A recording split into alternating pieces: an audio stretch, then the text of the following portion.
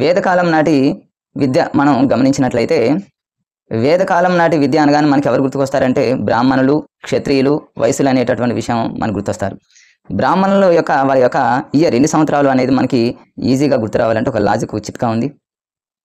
చాలా రకాలైనటువంటి ట్రిక్స్ మనం వీటిని గుర్తుపెట్టుకోవచ్చు ఫ్రెండ్స్. ఫస్ట్ మనం బ్రాహ్మణుల యొక్క వయసు ఎంత అని మనం తెలుసుకోవాలంటే చాలా ఈజీ. బ్రాహ్మణులు మనం జనరల్గా ఏమంటాము, బ్రాహ్మణులు అనగానే ఇంగ్లీష్లో మనం బి అని రాస్తాము. బి అంటే మనకి జనరల్గా అర్థమైపోయిన మధ్యలో ఒక లైన్ కొట్టామంటే ఇది 8 years లాగా కనిపిస్తుంది. సో బ్రాహ్మణుల యొక్క వయసు ఎంత అంటే 8 years అనేది మనం జస్ట్ లాజికల్గా గుర్తుపెట్టుకోవచ్చు ఫ్రెండ్స్. అలానే క్షత్రియులు అదేవిధంగా వైశ్యులు ఇక ఆర్డర్లో గుర్తుపెట్టుకోండి. ఈవెన్ నెంబర్ లాగా 8 years, 10 years, 12, 8, 10, 12 ఆల్టర్నేట్లో ఈవెన్ నెంబర్స్ అంటే మనకి ఈజీగా గుర్తుంటుంది. నెక్స్ట్ చూసుకుంటే వేదకాలం నాటి విద్యలో ముగింపు వయసు అని మనకేంటి ముగింపు వయసును మనం ఎలా గుర్తుపెట్టుకోవాలి, ఇది చాలా ఈజీ ఫ్రెండ్స్. మనం బ్రాహ్మణుల వయసు 8 అనుకున్నాం, క్షత్రియులు 10 అనుకున్నాం. ఆ రెండింటిని కలిపేసేయండి. 8 + 10, 8 + 10 మనకు వచ్చేసి వేదకాలం నాటి వాళ్ళ యొక్క ఆ పిల్లల యొక్క ముగింపు వయసు వచ్చేసి 18. ఈజీగా గుర్తుపెట్టుకోండి. అలానే వేదకాలం నాటి ప్రారంభ ఉత్సవం, ముగింపు ఉత్సవం ఈ రెండింటిని మనం ఎలా గుర్తుపెట్టుకోవాలి. ఇక వేదకాలం అనగానే మనకి ఎవరు గుర్తుకొస్తారు, బ్రాహ్మణులు గుర్తుకొస్తారు. బ్రాహ్మణులు జనరల్గా మన అందరికీ తెలిసిందే వాళ్ళు ఎక్కువగా ఉపవాసాలు ఎక్కువ ఉంటారు.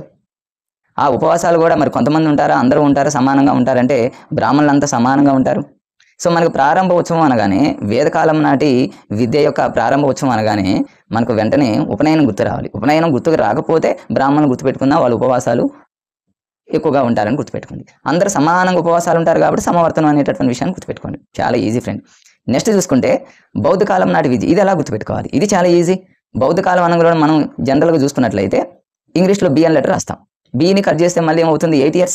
సో బౌద్ధ కాలము అన్న 8, వేదకాలంలో బ్రాహ్మణ అన్న అక్కడ బిఏ ఇక్కడ బిఏ కాబట్టి 8 years అని గుర్తుపెట్టుకోండి. మరి ఇక్కడ ముగింపు వయసు వచ్చేసి 20 years. దీన్ని మనం ఎలా గుర్తుపెట్టుకోవాలి, ఈ 20 years అనేది ఎలా గుర్తొస్తుందంటే ఇంతకుముందు మనం చూడండి వేదకాలం నాటి విద్యలో వాళ్ళ యొక్క ముగింపు వయసుని మనం ఎలా గుర్తుపెట్టుకున్నాము అంటే ఇక్కడ 8ని 10ని మనం యాడ్ చేస్తే 18 వచ్చింది. ఇప్పుడు అలా కాదు, పైన ఉన్న బ్రాహ్మణుల యొక్క 8ని వయసులో ఉన్న 12ని పై రెండు కాకుండా ఫస్ట్ది లాస్ట్ది మీరు కలపండి. 8 ప్లస్ లాస్ట్లో ఉన్నటువంటి వయసుది 12.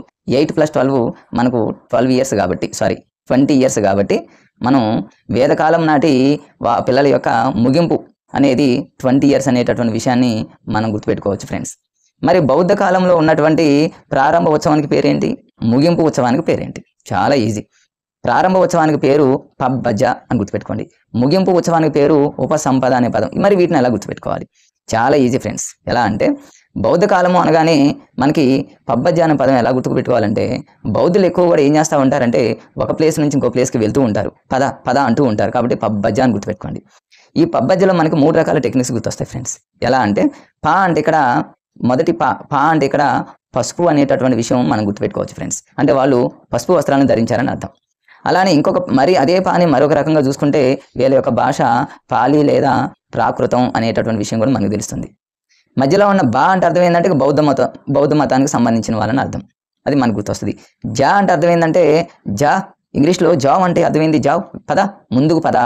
సో వీళ్ళ యొక్క దీని యొక్క అర్థం ఏంటంటే ముందుకు పద అనేటటువంటి అర్థం కిందకు వస్తుంది. పబ్బజ అంటే ముందుకు పద అని అర్థం అనమాట. అలా గుర్తుపెట్టుకోండి. మరి బౌద్ధుల యొక్క ముగింపు ఉత్సవానికి ఉపసంపద, దీన్ని ఎలా గుర్తుపెట్టుకోవాలి, దీన్ని ఈజీగా గుర్తుపెట్టుకోవచ్చు ఫ్రెండ్స్. ఎలా అంటే బౌద్ధ మతంలో బౌ అని ఏం అరుస్తుంటాయి, కుక్కలు అరుస్తూ ఉంటాయి. కుక్కలు అనేవి మన సంపద ఫ్రెండ్స్, సంపద అని గుర్తుపెట్టుకోండి. బౌద్ధ మతంలో బౌ అనగలోని కుక్క కాబట్టి మన సంపద ఉపసంపద అనే వాటిని చంపకూడదు, అవి మనకు సంపద అనేటటువంటి లాజికల్గా మనం గుర్తుపెట్టుకోండి ఫ్రెండ్స్. చూడండిగా బౌద్ధ కాలం నాటి విద్యలో ప్రారంభ ఉత్సవం అనగానే మనకు పబ్బజ అంటే ఈజీగా గుర్తుపెట్టుకుంటాం. పా అంటేనేమో పసుపు అని మొదటి పాంకో, మరి అదేవిధంగా పా అంటేనేమో పాలీ భాష ప్రాకృతం అని, బా అంటేనేమో బౌద్ధ మతం అని, జా అంటేనేమో పద ముందుకు పద అని అర్థం అనమాట. ఎట్లా గుర్తుపెట్టుకోండి. మరి ముగింపు ఉత్సవం అనగానే మనం ఏం గుర్తుపెట్టుకోవాలి, ఉపసంపద. బౌ అంటే కుక్కలు, మనకు సంపద అనేటటువంటి విషయం ఈజీగా గుర్తుపెట్టుకోవచ్చు ఫ్రెండ్స్. ఇక చూసుకుంటే ఇస్లాం కాలం నాటి విద్య, ఇస్లాం అనగానే మనం గుర్తుపెట్టుకోండి అన్ని ఈక్వల్గా ఉంటాయి. ఇస్లాం అంటే వాళ్ళందరూ ఈక్వల్ అనమాట, అందరూ ఈక్వల్ కాబట్టి 4 years 4 months 4 days ఇది అందరికీ గుర్తుంటుంది. 4 సంవత్సరాల 4 నెలల 4 రోజులు, మీరు ఆ విషయాన్ని గుర్తుపెట్టుకోండి ఫ్రెండ్స్. అలానే మరి ఇస్లాం విద్య యొక్క ప్రారంభ ఉత్సవాన్ని ఏమంటారంటే అందరికీ తెలిసిందే, ప్రారంభ ఉత్సవాన్ని బిస్మిల్లా అంటారు. ఇది జనరల్ వర్డ్, ఇది అందరికీ తెలిసిందే, బిస్మిల్లా అంటారు. మరి వీళ్ళకి 3 రకాలైనటువంటి పాఠశాలలు ఉన్నాయి. ఇవి చాలా చాలా ఇంపార్టెంట్ ఫ్రెండ్స్. మరి ఇస్లాం వీళ్ళ యొక్క ప్రాథమిక పాఠశాలని ఏమని పిలుస్తారు, ఉన్నత పాఠశాలని ఏమని పిలుస్తారు, మరి విశ్వవిద్యాలయాలు అంటే యూనివర్సిటీని ఏమని పిలుస్తారు అనేది మనం లాజికల్గా గుర్తుపెట్టుకోవచ్చు ఫ్రెండ్స్.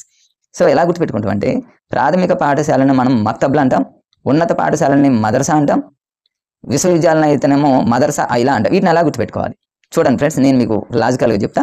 ప్రాథమిక పాఠశాలని మనం జనరల్గా మక్తబ్ M అంటాం. సో ప్రాథమిక పాఠశాలలు అంటేనేమో మక్తబ్, ఇది మనకి సరే అది గుర్తుంటుంది. ఉన్నత పాఠశాలని మదర్సా అనేది ఎలా గుర్తుపెట్టుకుంటాం? మదర్సా అంటే మదర్, మన మదర్ అంటే ఎవరు? పెద్దవాళ్ళు అని అర్థం. అంటే మన అమ్మ వాళ్ళు చిన్న క్లాసులకు వెళ్తారా, హై క్లాసులకు వెళ్తారా అంటే ఉన్నత క్లాసులకి వెళ్తారనే విషయం గుర్తుపెట్టి అట్లా లాజికల్ గుర్తుపెట్టుకోండి. సో ఉన్నత పాఠశాలలు అనగానే ఉన్నత పాఠశాలకు వెళ్ళేది మనం మదర్సా అనే విషయం గుర్తుపెట్టుకోండి, మదర్సా. ఇక విశ్వవిద్యాలయాలంటే ఈ మదర్సాకి కొంచెం ఇలా ఎక్స్ట్రా, సో అలా గుర్తుపెట్టుకోండి. సో మనకు ఈ మూడిట్లో ఏదైనా ఒకటి గుర్తొస్తే మిగతా రెండు మనం ఎలిమినేట్ చేసేయచ్చు. ఉన్నత పాఠశాలని మదర్సా, మన మదర్ అనే విషయాన్ని గుర్తుపెట్టుకుంటే చాలా ఈజీగా మనం గుర్తుపెట్టుకోవచ్చు. ఇకపోతే ఇప్పుడు చెప్పబోయేటటువంటి ఈ మూడింట్లో నుంచి దాదాపుగా ఎగ్జామ్లో రావడానికి ఎక్కువగా ఉన్నటువంటి బిట్స్. సో వీటిని మనం ఎలా గుర్తుపెట్టుకోవాలి? లాజికల్గా గుర్తుపెట్టుకుందాం ఫ్రెండ్స్. సో ఇక్కడ ఇస్లాం కాలం నాటిది అనమాట ఇది. వైద్య విద్యని ఏమని పిలుస్తారు? విజ్ఞాన శాస్త్రాన్ని ఏమని పిలుస్తారు? అలానే ఇలాహీని ఏమని పిలుస్తారు? సో చూద్దాం దీన్ని మనం ఎలా గుర్తుపెట్టుకోవాలంటే, వీరి యొక్క వైద్య విద్యని ఏమంటారంటే తబ్జీ అంటారు. విజ్ఞాన శాస్త్రాన్ని ఏమని పిలుస్తారు అంటే రియాజీ అంటారు. ఇలాహీ అంటే ఏంటంటే ఆధ్యాత్మిక చర్య అని అర్థం అనమాట. వీటిని ఎలా గుర్తుపెట్టుకోవాలి? జస్ట్ లాజికల్గా ఎగ్జామ్లో మనం గుర్తు పెట్టే విధంగా మనం చదువుకుంటే సరిపోతుంది ఫ్రెండ్స్. నేనైతే ఎలా గుర్తుపెట్టుకుంటానంటే వీటిని ఫస్ట్ చూడండి, వైద్య విద్య పక్కన తబ్జీ అని ఉంది. తబ్జీ అంటే ఇప్పుడు చూడండి పబ్జీ అని గుర్తుపెట్టుకోండి. పబ్జీ గేమ్స్, జనరల్గా పబ్జీ గేమ్స్ ఒకప్పుడు ఉండే, ఇప్పుడు తీసేశారు. పబ్జీ గేమ్స్ ఎక్కువగా ఆడటం వల్ల ఆ పబ్జీ గేమ్స్ ఎక్కువగా ఆడిన పిల్లల్ని ఎక్కడికి తీసుకెళ్ళవాలంటే వైద్యం కోసం హాస్పిటల్కి తీసుకెళ్ళాలని గుర్తుపెట్టుకోండి. లేదా ఇంకో విధంగా కూడా గుర్తుపెట్టుకోవచ్చు. తబ్జీ అంటే తా అంటేనేమో టీ అనుకోండి, బా అంటేనేమో బి అనుకోండి. టీబీ రోగస్తులందరినీ కూడా వైద్యం కోసం హాస్పిటల్కి తీసుకెళ్తారనే విషయం కూడా గుర్తుపెట్టుకోండి. నెక్స్ట్ వచ్చేసి విజ్ఞాన శాస్త్రం అంటే రియాజీ. దీన్ని ఎలా గుర్తుపెట్టుకోవాలి? చాలా ఈజీ. రియాజీలో చివరిలో ఉన్నటువంటి జీ అంటే జియోగ్రాఫికల్ అనేటటువంటి విషయం గుర్తుపెట్టుకోండి. జియోగ్రాఫికల్ అంటే విజ్ఞాన శాస్త్రానికి సంబంధించింది. అలా లాజికల్గా గుర్తుపెట్టుకోండి. ఇక మూడోది ఇలాహీ అంటే ఆధ్యాత్మిక చర్య. ఇది ఎలా? చాలా ఈజీ. ఇలాహీ అంటే నేను ఎలా గుర్తుపెట్టుకున్నాను అంటే, ఇలాహీ అంటే ఇల్లాలు ఎలా ఉండాలి? ఇలాగే ఉండాలి. ఎలా ఉండాలంటే ఆధ్యాత్మిక చింతనలు, ఆధ్యాత్మిక బాగా విషయాలను వాళ్ళు నేర్చుకుంటూ ఉండాలి అని గుర్తుపెట్టుకున్నా. ఇప్పుడు చూడండి, పబ్జీ అంటేనే పబ్జీ గేమ్స్ ఆడే వాళ్ళని ప్రాబ్లమ్స్ వస్తాయి కాబట్టి హాస్పిటల్కి మనం వైద్య విద్య కోసం అంటే వైద్యం కోసం హాస్పిటల్కి పంపిస్తామనే విషయం గుర్తుపెట్టుకోండి. మరి విజ్ఞాన శాస్త్రము అనగానే జియోగ్రాఫికల్ అంటే లాస్ట్లో ఉన్నటువంటి జియోగ్రాఫికల్ అని గుర్తుపెట్టుకోండి. ఆధ్యాత్మిక చర్య అంటేనేమో ఇలాహీ అంటేనేమో ఇల్లాలు ఇలాగే ఉండాలి. ఎలా ఉండాలి? ఆధ్యాత్మిక. జస్ట్ ఫ్రెండ్స్, మనం ఎగ్జామ్లో బిట్టిని చూడగానే వెంటనే పెట్టేటటువంటి కొన్ని ట్రిక్స్ను మనం ఫాలో అవుతూ ఉండాలి. ఈ వేదకాలంలో ఒక రెండు ఇంపార్టెంట్ ఉన్నాయి. ఇవి అకాడమీ బుక్లో ఉన్నాయి ఫ్రెండ్స్. చాలా ఇంపార్టెంట్. ఈ రెండు వెరీ ఇంపార్టెంట్ బిట్స్ అనమాట. చూద్దాం ఈ రెండింటిని ఎలా గుర్తుపెట్టుకోవాలో. ఫస్ట్ వచ్చేసి ఐహికం అంటాడు, రెండోదేమో ఆయుష్మికం అంటాడు. ఐహికానికి ఇంకో పేరు ఏంటంటే అపర విద్య. ఆయుష్మికం కానీ ఇంకో పేరు ఏంటంటే పరా విద్య అనేటటువంటి విషయం గుర్తుపెట్టుకోండి. నేను ఎలా గుర్తుపెట్టుకున్నాను? అసలు ముందు జనరల్గా ఐహికం అపర విద్యకి డెఫినేషన్ ఏంటంటే సమాజంలో ఒక ఉత్తమ వ్యక్తిగా చూడండి, మీకు చూపిస్తా. సంఘ జీవనం గడపడానికి ఉపయోగపడేదే ఐహికం అంటే దాని మీనింగ్ అనమాట. సో మనం దీన్ని ఎలా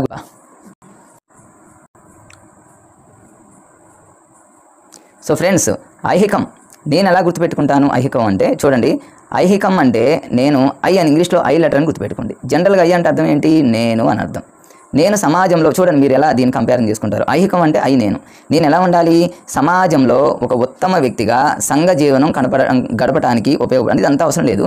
సమాజంలో ఒక ఉత్తమ వ్యక్తిగా అంటే ఎవరు? నేను ఐహికం అనే విషయాన్ని మీరు గుర్తుపెట్టుకోండి. మరి ఐహికాన్నే అపర విద్య అనాలి, అదే విషయం గుర్తుపెట్టుకోండి. ఆయుష్మికాన్ని పరావిద్య, దీన్ని ఎలా గుర్తుపెట్టుకుంటారు? చూడండి, ఇక్కడ ఆయుష్మికాన్ని పరావిద్య దీన్ని ఎలా గుర్తుపెట్టుకుంటానంటే నేను ఇక్కడ ఆయుష్మికం అంటే రెండవ ఆ అని అర్థం, దీర్ఘం వచ్చింది రెండవ ఆ అంటే. అలానే పరావిద్యలో కూడా చూడండి, రా అనేది దీర్ఘం వచ్చింది. పైన ఐహికంలో ఎక్కడా కూడా దీర్ఘం రాలేదు, అపరా ఉందంతే. అపరా విద్య అని లేదు అకాడమీ బుక్లో, అపర విద్య. సో అపర విద్యలో జస్ట్ ఏంటంటే అపర అనంలోనే దీర్ఘం లేదు కాబట్టి ఐహికంలో కూడా ఆ అనేది వస్తుంది, మొదటి ఆ వస్తుంది. ఇక్కడ జస్ట్ అపర విద్యలో కూడా జస్ట్ మనకి ఆ అనే పదం కూడా మనకి కోయిన్సైడ్ అవుతుంది. మరి ఇక్కడ రెండవ చూసుకుంటే ఆయుష్మికంలో రెండవ ఆ వచ్చింది, పరా విద్యలో రా అనే పదం అంటే దీర్ఘం వచ్చింది కాబట్టి దీర్ఘం రెండింటిని మనం కంపేర్ చేసుకుంటూ చూసుకోవాలి. కాబట్టి ఇది మనకు ఆయుష్మికం అనంలోనే మనం పరా విద్య అనేటటువంటి విషయాన్ని గుర్తుపెట్టుకోవచ్చు. మరి ఆయుష్మికంలో ఉన్న అసలు దీన్ని మనం ఎలా గుర్తుపెట్టుకోవాలి? ముక్తి మోక్షం పొందడానికి ఉపయోగపడేది అని అర్థం. ముక్తి మోక్షం పొందడానికి ఉపయోగపడేది అని అర్థం. సో దీన్ని ఎలా గుర్తుపెట్టుకుంటామంటే ఆయుష్మికం అంటే ఆయుసు. జనరల్గా చూడండి, ఆయుసు తీరింది అంటే అర్థమైందిగా ఇక మోక్షం కలిగింది అని అర్థంగా. జనరల్ గుర్తుపెట్టుకోండి మీరు అట్లా.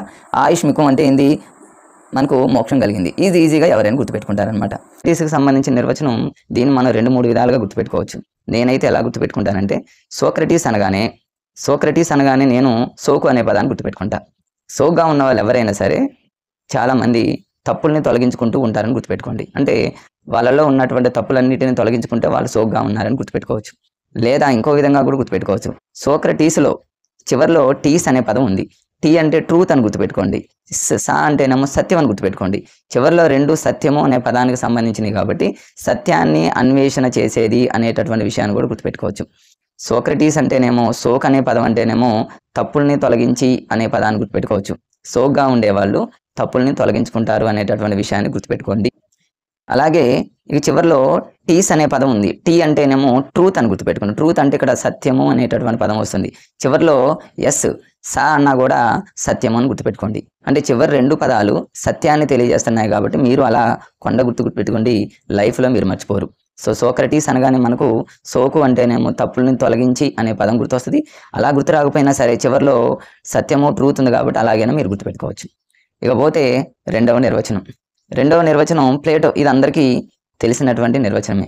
ప్లేట్ అంటే మనం జనరల్గా మనం భోజనం చేసేటప్పుడు మనం ఉపయోగించేటటువంటి ప్లేట్లో అన్నం ఎక్కువగా ఉందనుకోండి, వాళ్ళు చాలా సంతోషంగా ఉంటారని గుర్తుపెట్టుకోండి. ఒకవేళ అదే ప్లేట్లో ఫుడ్ అన్నం లేకపోతే వాళ్ళు చాలా బాధను అనుభవిస్తారని కూడా గుర్తుపెట్టుకోండి. ప్లేట్లో అన్నం ఉంటేనేమో సంతోషం ఉంటుంది, ప్లేట్లో అన్నం లేకపోతేనేమో బాధ ఉంటుంది అనేటటువంటి విషయాన్ని మీరు గుర్తుపెట్టుకోండి.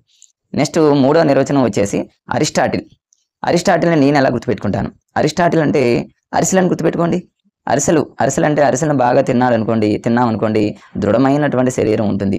దృఢమైన శరీరం ఉందంటే ఆటోమేటిక్గా దృఢమైనటువంటి మనసు ఉంటుంది. అంటే అరిసెల్ని బాగా తినేటటువంటి వాళ్ళు దృఢమైన శరీరాన్ని, దృఢమైన మనసును కలిగి ఉంటారని గుర్తుపెట్టుకోండి.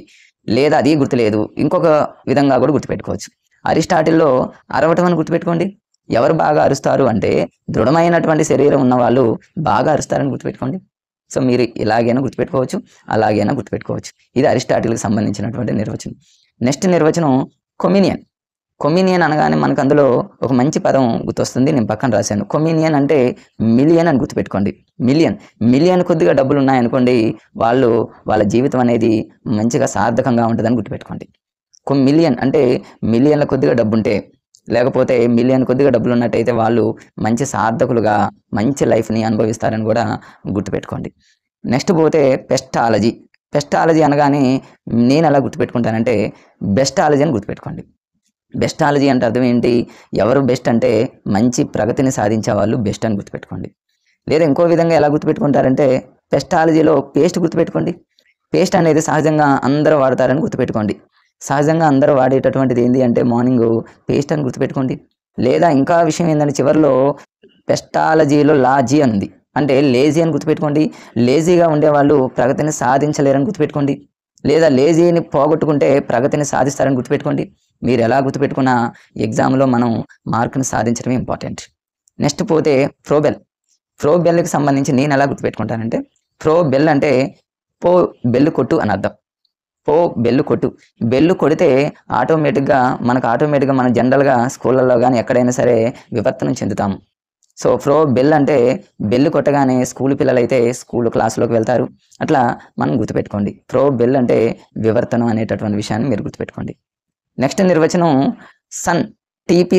టీపీ సన్లో జనరల్గా మనకు అందులోనే ఉంది. సన్ అంటే శిశువు, కుమారుడు అని అర్థం. టీపీ సన్ అనగానే మనం వెంటనే శిశువు అనేటటువంటి పదాన్ని గుర్తుపెట్టుకోండి. టీపీ సన్ అలా గుర్తుపెట్టుకోండి. ఓకే, రైట్, అది ఈజీదే. నెక్స్ట్ వచ్చేసి జాన్ డ్యూయి అంటే మనకు తెలుసు డెమోక్రసీ అండ్ ఎడ్యుకేషన్ అనే గ్రంథాన్ని కూడా రాశాడు. జాన్ డ్యూయి అంటే అంటే చేయటం అనే విషయాన్ని మనం గుర్తుపెట్టుకోండి. మనం మంచిగా పనులు గనక చేయాలి అంటే మనలో మంచి సామర్థ్యం ఉండాలనే విషయం గుర్తుపెట్టుకోండి. అలాగే మంచిగా అంటే చేయాలి. మంచిగా చేయాలంటే మనకు ఖచ్చితంగా సకల శక్తి కూడా ఉండాలి. సకల శక్తి ఉన్నా, మంచి సామర్థ్యం ఉన్నా మనం ఖచ్చితంగా ఏ పని అయినా చేస్తాము. జాన్ డ్యూయి అనేటటువంటి విషయాన్ని మనం అలా ఈజీగా గుర్తుపెట్టుకోవచ్చు. నెక్స్ట్ వచ్చేసి ఎమర్సన్కి సంబంధించి నిర్వచనం నేను ఎలా గుర్తుపెట్టుకుంటానంటే అందులోనే ఉంది. ఎమర్సన్లో మనసు అనే పదం అందులోనే వస్తుంది చూడండి. ఎమర్సన్ అనగానే మనసు, అందులోనే మనకు ప్రొనౌన్సియేషన్ మనకు అర్థమైపోతుంది. ఎమర్సన్ మనసు, అది ఈజీనే. నెక్స్ట్ నిర్వచనం వచ్చేసి డెక్టార్ అనేటటువంటి నిర్వచనాన్ని నేను ఎలా గుర్తుపెట్టుకుంటాను అంటే డెక్టార్ అంటే కారు అనే పదాన్ని గుర్తుపెట్టుకోండి. కారు నడిపేటటువంటి ఏ వ్యక్తి అయినా సరే మంచి ఆలోచన శక్తి ఉండాలి, అలాగే అని గుర్తుపెట్టుకోండి. ఇంకొక విధంగా ఏంటంటే డెక్టార్ అంటే డాక్టర్ అని గుర్తుపెట్టుకోండి. డాక్టర్ అనేటటువంటి వ్యక్తి మంచి ఆలోచన శక్తిని కలిగి ఉంటారని గుర్తుపెట్టుకోండి. డాక్టర్ అన్నా కార్ అన్నా ఆలోచన శక్తి అనేది మనకు ఆటోమేటిక్గా వస్తుంది అనేటటువంటి విషయాన్ని గుర్తుపెట్టుకోండి. నెక్స్ట్ వచ్చేసి స్పెన్సర్ అనగానే మనందరికీ తెలిసిన విషయమే. మనకి ఏది కావాలన్నా మనం స్పెన్సర్కి వెళ్తాము. మనకు సంపూర్ణమైనటువంటి మన జీవితానికి కావలసినటువంటి అన్నీ ఎక్కడ దొరుకుతాయి అంటే స్పెన్సర్లో దొరుకుతాయని గుర్తుపెట్టుకోండి. అది చాలా ఈజీనే. నెక్స్ట్ నిర్వచనం వచ్చేసి రెడీన్ నిర్వచనాన్ని ఎలా గుర్తుపెట్టుకుంటాను అంటే నేను రెడీన్ అంటే రెడీ. ఎవరు రెడీగా ఉంటారు? మంచి పరిణతి చెందినటువంటి వారు రెడీగా ఉంటారు. దేనికైనా రెడీగా ఉండేది ఎవరు అంటే మంచిగా పరిణతి చెందినటువంటి వారు రెడీగా ఉంటారు అనేటటువంటి విషయాన్ని మనం గుర్తుపెట్టుకోండి. నెక్స్ట్ వచ్చేసి ఫాలో అనేటటువంటి నిర్వచనం. దీన్ని మనం ఎలా గుర్తుపెట్టుకోవాలంటే ఫాలో ప్రైమరీ అంటే నేను ఫాలో అని గుర్తుపెట్టుకుంటా. జనరల్గా ఎవరిని ఫాలో అవుతారంటే రాజకీయ నాయకుల్ని ఫాలో అవుతూ ఉంటారు. ఎవరైనా సరే రాజకీయ నాయకుల్ని ఫాలో అవుతారనే విషయం గుర్తుపెట్టుకోండి. ఇంకా ఎవరిని ఫాలో అవుతారు? ఆర్థికంగా డబ్బులు ఉన్న వాళ్ళని ఫాలో అవుతారు. ఆ రాజకీయంగా ఉన్నటువంటి వాళ్ళని ఫాలో అవుతారు. ఆర్థికంగా డబ్బులు ఉన్న వాళ్ళని ఎక్కువగా ఫాలో అవుతారనే విషయాన్ని మనం గుర్తుపెట్టుకోండి. ఆ నిర్వచనం చాలా ఈజీనే. సో మొత్తానికి మనం చూడండి, ఫస్ట్ నుంచి చూస్తే సోక్రటీస్ అనగానే సోకు. జనరల్గా మనకి సోక్రటీస్ ఈజీగానే ఉంది. ప్లేటో, ఇక్కడ ఈ నిర్వచనాలన్నీ మనం ఇలా ఈజీగా గుర్తుపెట్టుకోవడానికి అవకాశం ఉంది. ఇక నెక్స్ట్ పోతే గాంధీజీ అనగానే మనకు మంచి మూర్తిమత్వం కలిగినటువంటి వ్యక్తి. సైకాలజీలో మనకు మూర్తిమత్వము అనే దాన్ని పర్సనాలిటీ అంటారు. మంచి మూర్తిమత్వము ఇక్కడ చూడండి, పరిపూర్ణమైనటువంటి పర్సనాలిటీ ఎవరికి ఉంటుంది అంటే గాంధీజీకే ఉంటుంది అనే విషయాన్ని గుర్తుపెట్టుకోండి. ఇక నెక్స్ట్ ఠాగూర్ సినిమా చూసే ఉంటారు మీరు. ఠాగూర్ సినిమాలో చిరంజీవి, ఆ సినిమాలో చిరంజీవి ఎక్కడైతే లంచం జరుగుతూ ఉంటుందో, లంచం తీసుకుంటూ ఉంటారో ఆ సమస్యలకు పరిష్కారం కనుక్కోవడానికి ఠాగూర్ చాలా ప్రయత్నాలు చేశాడని గుర్తుపెట్టుకోండి. సమస్యల పరిష్కారము అనగానే లంచగొండితనాన్ని నిర్మూలించాలి అనేటటువంటి సమస్యను పరిష్కారం చేయాలని ఠాగూర్ సినిమాలో చిరంజీవి అనే విషయం గుర్తుపెట్టుకుంటే మనకి ఈజీగా అది గుర్తుంటుంది. నెక్స్ట్ జాకీర్ హుస్సేన్, దీన్ని నేను అలా గుర్తుపెట్టుకుంటాను. జాకీర్ అనగానే ఇందులో కీర్ అంటే కేర్ అని గుర్తుపెట్టుకోండి. కేర్ అంటే ఎవరిని కేర్ ఉంచాలి? మనం శిశువుల్ని కేర్గా ఉంచాలి, వాళ్ళ అభివృద్ధిని చేయడంలో కేర్గా ఉంచాలి. లేదా కీర్ అంటే కీర్మంటారు పిల్లలు, కీర్మని ఏడుస్తూ ఉంటారు శిశువు, అలాగే అని గుర్తుపెట్టుకోండి. లేదా ఇంకా ఈజీగా ఉండే పదం ఏంటంటే శిశువులు ఎప్పుడూ కూడా జనరల్గా హుషారుగా ఉంటారు, వాళ్ళ అభివృద్ధి అనేది హుషారుగా సాగాలి అనేటటువంటి విషయాన్ని గుర్తుపెట్టుకోండి. నెక్స్ట్ వచ్చేసి ఉపనిషత్తుల్ని మనం ఎలా గుర్తుపెట్టుకోవాలి అంటే జనరల్గా అయితే దీన్ని నేను ఎలా గుర్తుపెట్టుకుంటానంటే అనగానే ఉపవాసం అనేది గుర్తు వస్తుంది నాకు. ఉపవాసం ఎందుకు చేస్తారు? ఎవరైనా మోక్షం వస్తుంది అనేటటువంటి ఉద్దేశంతో ఉపవాసం చేస్తూ ఉంటారు. సో ఇక్కడ ఉపనిషత్తులు అనగానే ఉపవాసము మోక్షం అనే పదాన్ని గుర్తుపెట్టుకోండి. లేదా ఇంకో విధంగా ఎలా గుర్తుపెట్టుకోవాలంటే మోక్ష అనేటటువంటి అమ్మాయి ఉపవాసం ఉంటుందని గుర్తుపెట్టుకోండి. లేదా మోక్ష అనేటటువంటి అమ్మాయి ఇంకా ఉప్మా తింటుందని గుర్తుపెట్టుకోండి. మీరు ఎలా గుర్తుపెట్టుకున్నా సరే ఎగ్జామ్లో బిట్టు చూడగానే పెట్టేటట్టు మీరు ప్రిపేర్ అవ్వాలి అంతే. నెక్స్ట్ నిర్వచనం వచ్చేసి శ్రీ శంకరాచార్య. శంకరుడు అనగానే మనకు ఈశ్వరుడు అనే పదం గుర్తొస్తుంది. మన ఆత్మ అనేది చివరికి అడిగిపోతుంది, మన ఆత్మ సాక్షాత్కారం, మన ఆత్మ అనేది చివరికి ఎక్కడ పోతుందంటే శంకరుడి దగ్గరికి పోవాల్సిందేగా, అలా విషయం గుర్తుపెట్టుకోండి. నెక్స్ట్ వచ్చేసి స్వామి వివేకానంద. స్వామి అనగానే మనకి గాడ్ అంటేనే దైవాంశ పరిపూర్ణత, స్వామి దైవాంశం అనేది అందులోనే ఉంది.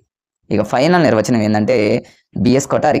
జనరల్గా మనందరికీ తెలిసిన నిర్వచనం బిఎస్ కొఠారి అనేటటువంటి ఈ నిర్వచనం చాలా చాలా ఇంపార్టెంట్. ఈ కొఠారికి సంబంధించి ఇంకా ముందు క్లాసుల్లో చాలా బిట్స్ రావడం జరుగుతుంది. సో ఈ కొఠారిని మనం ఎలా గుర్తుపెట్టుకోవాలి అంటే దీన్ని గుర్తుపెట్టుకోవడానికి చిన్న ట్రిక్ ఏంటంటే కొఠారిలో కోని రీని తీసుకోండి. అంటే కోరి అంటే కోరికలు అని గుర్తుపెట్టుకోండి. కోరిన విధంగా అనుకోండి. కోరి అంటే కోరిన విధంగా లేదా కోరికలకు అనుకూలంగా అన్నట్టు గుర్తుపెట్టుకోండి. సో ఇక్కడ మనకు కొఠారిలో కోరి అంటేనేమో కోరికలకు అనుగుణంగా అంటే ఏంది, మన అవసరాలకు తగ్గట్టుగా మన కోరికలు ఉండాలి, లేదా మన కోరికలకు తగ్గట్టుగా మన అవసరాలు ఉండాలి, మన కోరికలకు తగ్గట్టుగా మన ఆశయాలు ఉండాలి అని గుర్తుపెట్టుకోండి. కొఠారిలో కోరి అంటేనేమో అవసరాలకు ఆశయాలకు, మన అవసరాలకు అనుకూలంగా కోరికలు ఉండాలి, ఆశయాలకు అనుగుణంగా కోరికలు ఉండాలి, గుర్తుపెట్టుకోండి. లేదా ఇంకో విధంగా ఎలా గుర్తుపెట్టుకుంటారంటే కొఠారి అనగానే మనకు కొట్టడం అని గుర్తుపెట్టుకోండి. జనరల్గా కొఠారి ఏమన్నాడంటే తరగతి 4 గోడల మధ్యలోనే పూర్తి విద్య ఉంటుంది, పిల్లవాడు సంపూర్ణమైనటువంటి విద్యని అభ్యసిస్తాడు అనేటటువంటి నిర్వచనం మనకి అందరికీ తెలిసినటువంటిది. అంటే ఏంటి? కొట్టడం అని గుర్తుపెట్టుకోండి. అంటే మన అవసరాలు ఎవరైతే తీర్చలేదో వాళ్ళని కొట్టాలని గుర్తుపెట్టుకోండి, మన ఆశయాలను ఎవరైతే నెరవేర్చలేదో వాళ్ళని కొట్టాలని గుర్తుపెట్టుకోండి. మీరు ఎలా గుర్తుపెట్టుకున్నా సరే ఎగ్జామ్లో మాత్రం బిట్టు పెట్టే విధంగా మీరు ప్రిపేర్ కావాలి. ఇప్పుడు మనం ఆర్టీఈ 2009 అంటే రైట్ టు ఇన్ ఎడ్యుకేషన్, ఉచిత నిర్బంధ ప్రాథమిక విద్యా హక్కు చట్టం 2009 గురించి నేర్చుకుందాం ఫ్రెండ్స్. కొండ గుర్తులతో టోటల్ 38 సెక్షన్లు, 7 అధ్యాయాలు. మనకు ఏవైతే అవసరమో ఎగ్జామ్లో ఏవైతే ఎక్కువగా వస్తాయో వాటిని మనం ఈజీగా చాలా ట్రిక్కీగా కొండ గుర్తులతో మీకు నేర్పిస్తాం. సో దానికంటే ముందు ఫ్రెండ్స్ కింద ఒక 3 రిజిస్టర్లు రాశారు. ఆ 3 రిజిస్టర్లు చాలాసార్లు చాలామంది పిల్లలు కన్ఫ్యూజ్ అవుతూ ఉంటారు. వాటిని కన్ఫ్యూజ్ కాకుండా మన ఒక లాజిక్, ఒక ట్రిక్స్ని నేను మీకు చెప్పడం జరుగుతుంది. సో లాగ్ బుక్ని పాఠశాలలో దేనికి ఉపయోగిస్తారు? లెడ్జర్ బుక్ని దేనికి ఉపయోగిస్తారు పాఠశాలలో? సర్వీస్ బుక్ని దేనికి ఉపయోగిస్తారు? చాలామంది పిల్లలు log book, ledger, service book ఈ 3 బుక్కుల దగ్గర కన్ఫ్యూజ్ అవుతూ ఉంటారు. చాలా ఈజీ ఫ్రెండ్స్. చూడండి, లాగ్ బుక్ దేనికి ఉపయోగిస్తారంటే తనిఖీ అధికారులు పాఠశాలను సందర్శించినప్పుడు, అంటే ఎవరో లాంగ్ నుంచి చాలా దూరం నుంచి ఒక అధికారి వచ్చి పాఠశాలలో మరి ఆయన ఒక సైన్ చేయాలి, సంతకం పెట్టాలి, కాబట్టి ఆయన సంతకం పెట్టడానికి ఉపయోగించేటటువంటి ఆ బుక్ని లాగ్ బుక్ అంటారు. అంటే ఆ అధికారి ఎంత దూరం నుంచి వస్తున్నాడంటే చాలా లాంగ్ నుంచి వస్తున్నాడని గుర్తుపెట్టుకోండి. సో ఈజీ కదా. అంటే తనిఖీ అధికారులు పాఠశాలను అనగానే మీకు వెంటనే గుర్తు రావాలి, తనిఖీ అధికారి ఎక్కడి నుంచి వస్తారో చాలా లాంగ్ నుంచి వస్తారు కాబట్టి లాగ్ బుక్ని మీరు లాంగ్ బుక్ అనుకోండి, లాంగ్ నుంచి వచ్చి సైన్ చేస్తారు కాబట్టి ఫినిష్. అది మనకి ఈజీగా అర్థమైపోయింది. నెక్స్ట్ లెడ్జర్ బుక్, ఇది నగదు పుస్తకం. అంటే డబ్బులు. ఒక పాఠశాలలో హెచ్ఎం అంటే ప్రధాన ఉపాధ్యాయుడు ఆ పాఠశాలకి గవర్నమెంట్ నుంచి ఎంత డబ్బు వస్తుంది, ఆ డబ్బుని దేనికి ఉపయోగించాడు అని ప్రతిదీ సమస్తం ఆ బుక్లో పాఠశాల హెచ్ఎం రాయడం జరుగుతుంది. ఆ బుక్ని ఏమంటారంటే లెడ్జర్ బుక్ అంటారు. ఎలా గుర్తుపెట్టుకోవాలి? ఎలా అంటే చాలా ఈజీ. నగదు అంటే ఏంది? డబ్బు బాగా ఉన్న వాళ్ళు మంచి లగ్జరీ లైఫ్ గడుపుతారని గుర్తుపెట్టుకోండి.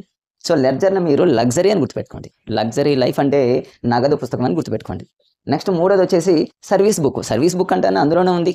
నీకు రేపో మాపో జాబ్ వచ్చిన తర్వాత నీ సర్వీస్ మొత్తం కూడా ఆ బుక్లోనే ఉంటుంది. నువ్వు జాయిన్ అయిన దగ్గర నుంచి నువ్వు రిటైర్డ్ అయ్యే వరకు టోటల్ ఇన్ఫర్మేషన్ నీకు ఆ బుక్లోనే ఉంటుంది. దాంట్లోనే ఉంది. సర్వీస్ బుక్ అంటే నీ సర్వీస్ మొత్తం అందులో ఉంటుంది. లెడ్జర్ బుక్ అంటేనేమో లగ్జరీ అని గుర్తుపెట్టుకో. లగ్జరీ అంటే డబ్బు కాబట్టి, నగదు కాబట్టి, ఖర్చులు కాబట్టి అలా గుర్తుపెట్టుకో. లావాదేవీలు అలా గుర్తుపెట్టుకో. లాగ్ బుక్ అంటే లాంగ్ నుంచి వచ్చి సైన్ చేస్తారు, సంతకం పెడతారు కాబట్టి అధికారులు, తనిఖీ అధికారులు అనగానే లాంగ్ బుక్ గుర్తుపెట్టుకో. సో ఫ్రెండ్స్, ఈ విధంగా నువ్వు చదివినట్లయితే ఇక నువ్వు లైఫ్లో మర్చిపో. నువ్వు లెడ్జర్ అనగానే లగ్జరీ డబ్బు, లాగ్ బుక్ అనే లాంగ్ నుంచి వచ్చే సైన్ చేసి ఆయన తనిఖీ అధికారులు, సర్వీస్ అంటే అందులోనే ఉంటుంది. సో ఈ విధంగా మీరు గుర్తుపెట్టుకోండి. ఇప్పుడు రైట్ టు ఇన్ ఎడ్యుకేషన్ 2009 గురించి నేర్చుకుందాం. మరి ఇక్కడ 7 అధ్యాయాలు అన్నాం, అలానే 38 సెక్షన్లు అన్నాం. రాజ్యసభ ఆమోదించింది జూలై 20 అన్నాం. లోక్సభ వచ్చేసి ఆగస్టు 4, రాష్ట్రపతి ఆగస్టు 26, మరి అమల్లోకి వచ్చింది ఏప్రిల్ 1, 2010. వాటిని మనం ఎలా గుర్తుపెట్టుకోవాలి? So easy. చూడండి, రైట్ టు ఇన్ ఎడ్యుకేషన్ 2009లో లాస్ట్లో ఉన్న 9లో నుంచి ఒకటి తీసేయండి, చివరిలో ఉన్న 9లో నుంచి ఒకటి తీసి ఆ ఒకటిని ఈ 2 కలపండి. ఏమవుతుంది చూడండి. 9లో ఒకటి తీస్తే 8, ఆ ఒకటి దీన్ని కలిస్తే 3, 38 సెక్షన్లు. చూడండి, మర్చిపోతాం ఫ్రెండ్స్. 2009 విద్యా హక్కు చట్టం అనగానే ఎన్ని సెక్షన్లు? 2009లో ఒకటి పోతే 8, ఆ ఒకటి తీసుకొచ్చి 2 కలిపితే 3, 38 సెక్షన్లు. 7 అధ్యాయాలు ఎలా గుర్తుపెట్టు? చాలా ఈజీ. 2009లో 2 పోతే ఎంత? 7. అసలు 2009 అని గుర్తిస్తే అది వాడే ఎగ్జామ్లు వేస్తారుగా 2009 అని. 2009 అని వాడిచ్చినప్పుడు నీకు 38 సెక్షన్లు. ఒకటి తీసి ఒకటి కలుపు 38. ఆ 9లో నుంచి 2 తీసేయి, 7 అధ్యాయాలు. సో టోటల్గా 7 అధ్యాయాలు, 38 సెక్షన్లు అనే విషయం మీరు ఈజీగా గుర్తుపెట్టుకోవచ్చు.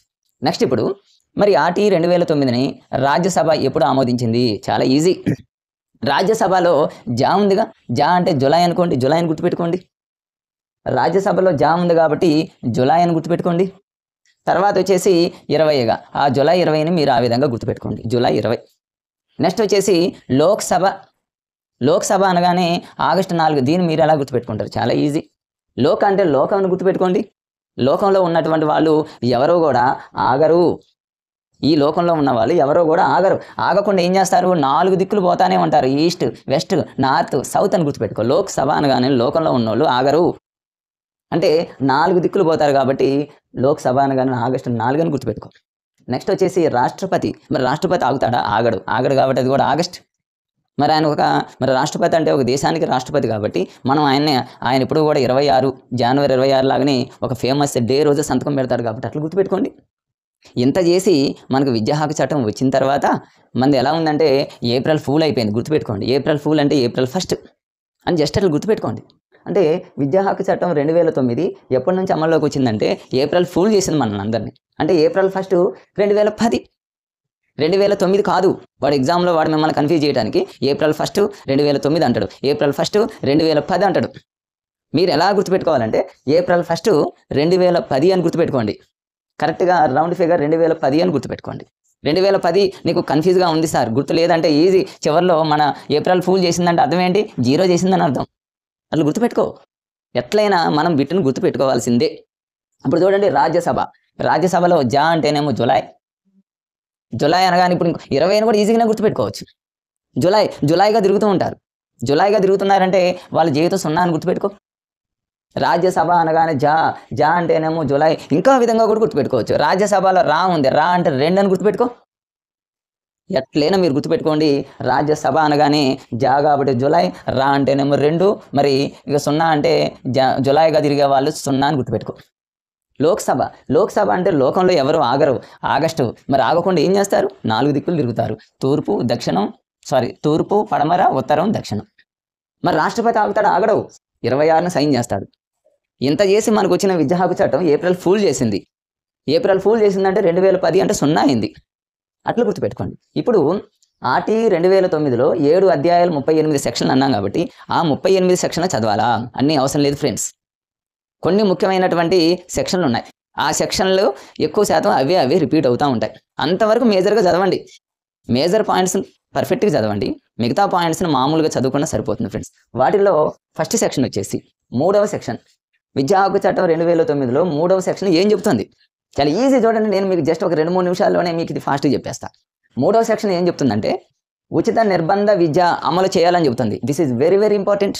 దీన్ని నువ్వు ఎలా గుర్తుపెట్టుకుంటావు? 3ని ఇంగ్లీష్లో ఎలా రాస్తావు? 3 THREE 3 అంటే చూడండి, RTE అని ఉంది కదా, RTE రైట్ టు ఎడ్యుకేషన్. అదే కొన్ని ఆన్సర్లు ఆ బిట్టులోనే ఉంటాయి. మీరు గమనిస్తే లాజికల్గా కొన్ని ఆన్సర్లు ఆ బిట్లోనే దాగి ఉంటాయి కాబట్టి అలాంటి వాటిని మనం క్యాచ్ చేయాలి. అలాంటి వాటిల్లో ఇది ఒకటి 3 అంటాం. 3 అంటే RTE ఉచిత నిర్బంధ విద్య, ఫినిష్. నెక్స్ట్ రెండవది, మరి నెక్స్ట్ 4వ సెక్షన్. 4వ సెక్షన్ ఏంటంటే వయసుకు తగ్గ తరగతిలోనే చేర్చుకోవాలి.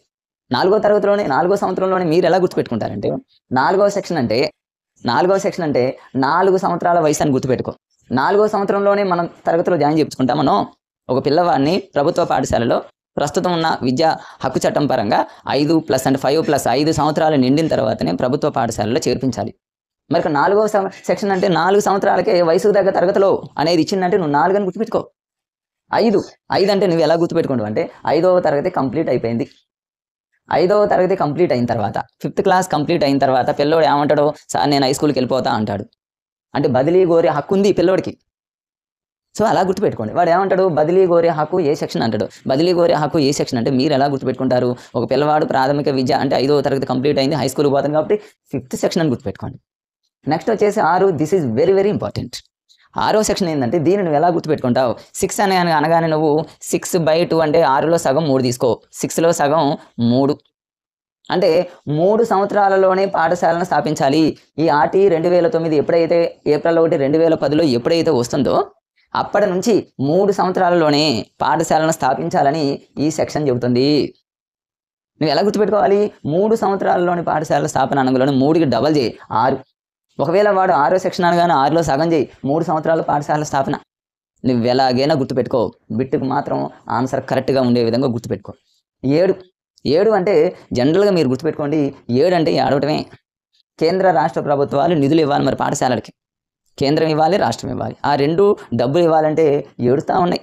అట్లా గుర్తుపెట్టుకోండి. కేంద్ర రాష్ట్ర ప్రభుత్వాలు నిధులు ఇవ్వాలి అంటే ఏడుస్తున్నాయి కాబట్టి 7వ సెక్షన్ అనే విషయం మీరు గుర్తుపెట్టుకోండి. 10వ సెక్షన్ వెరీ వెరీ ఇంపార్టెంట్. ఏంటిది?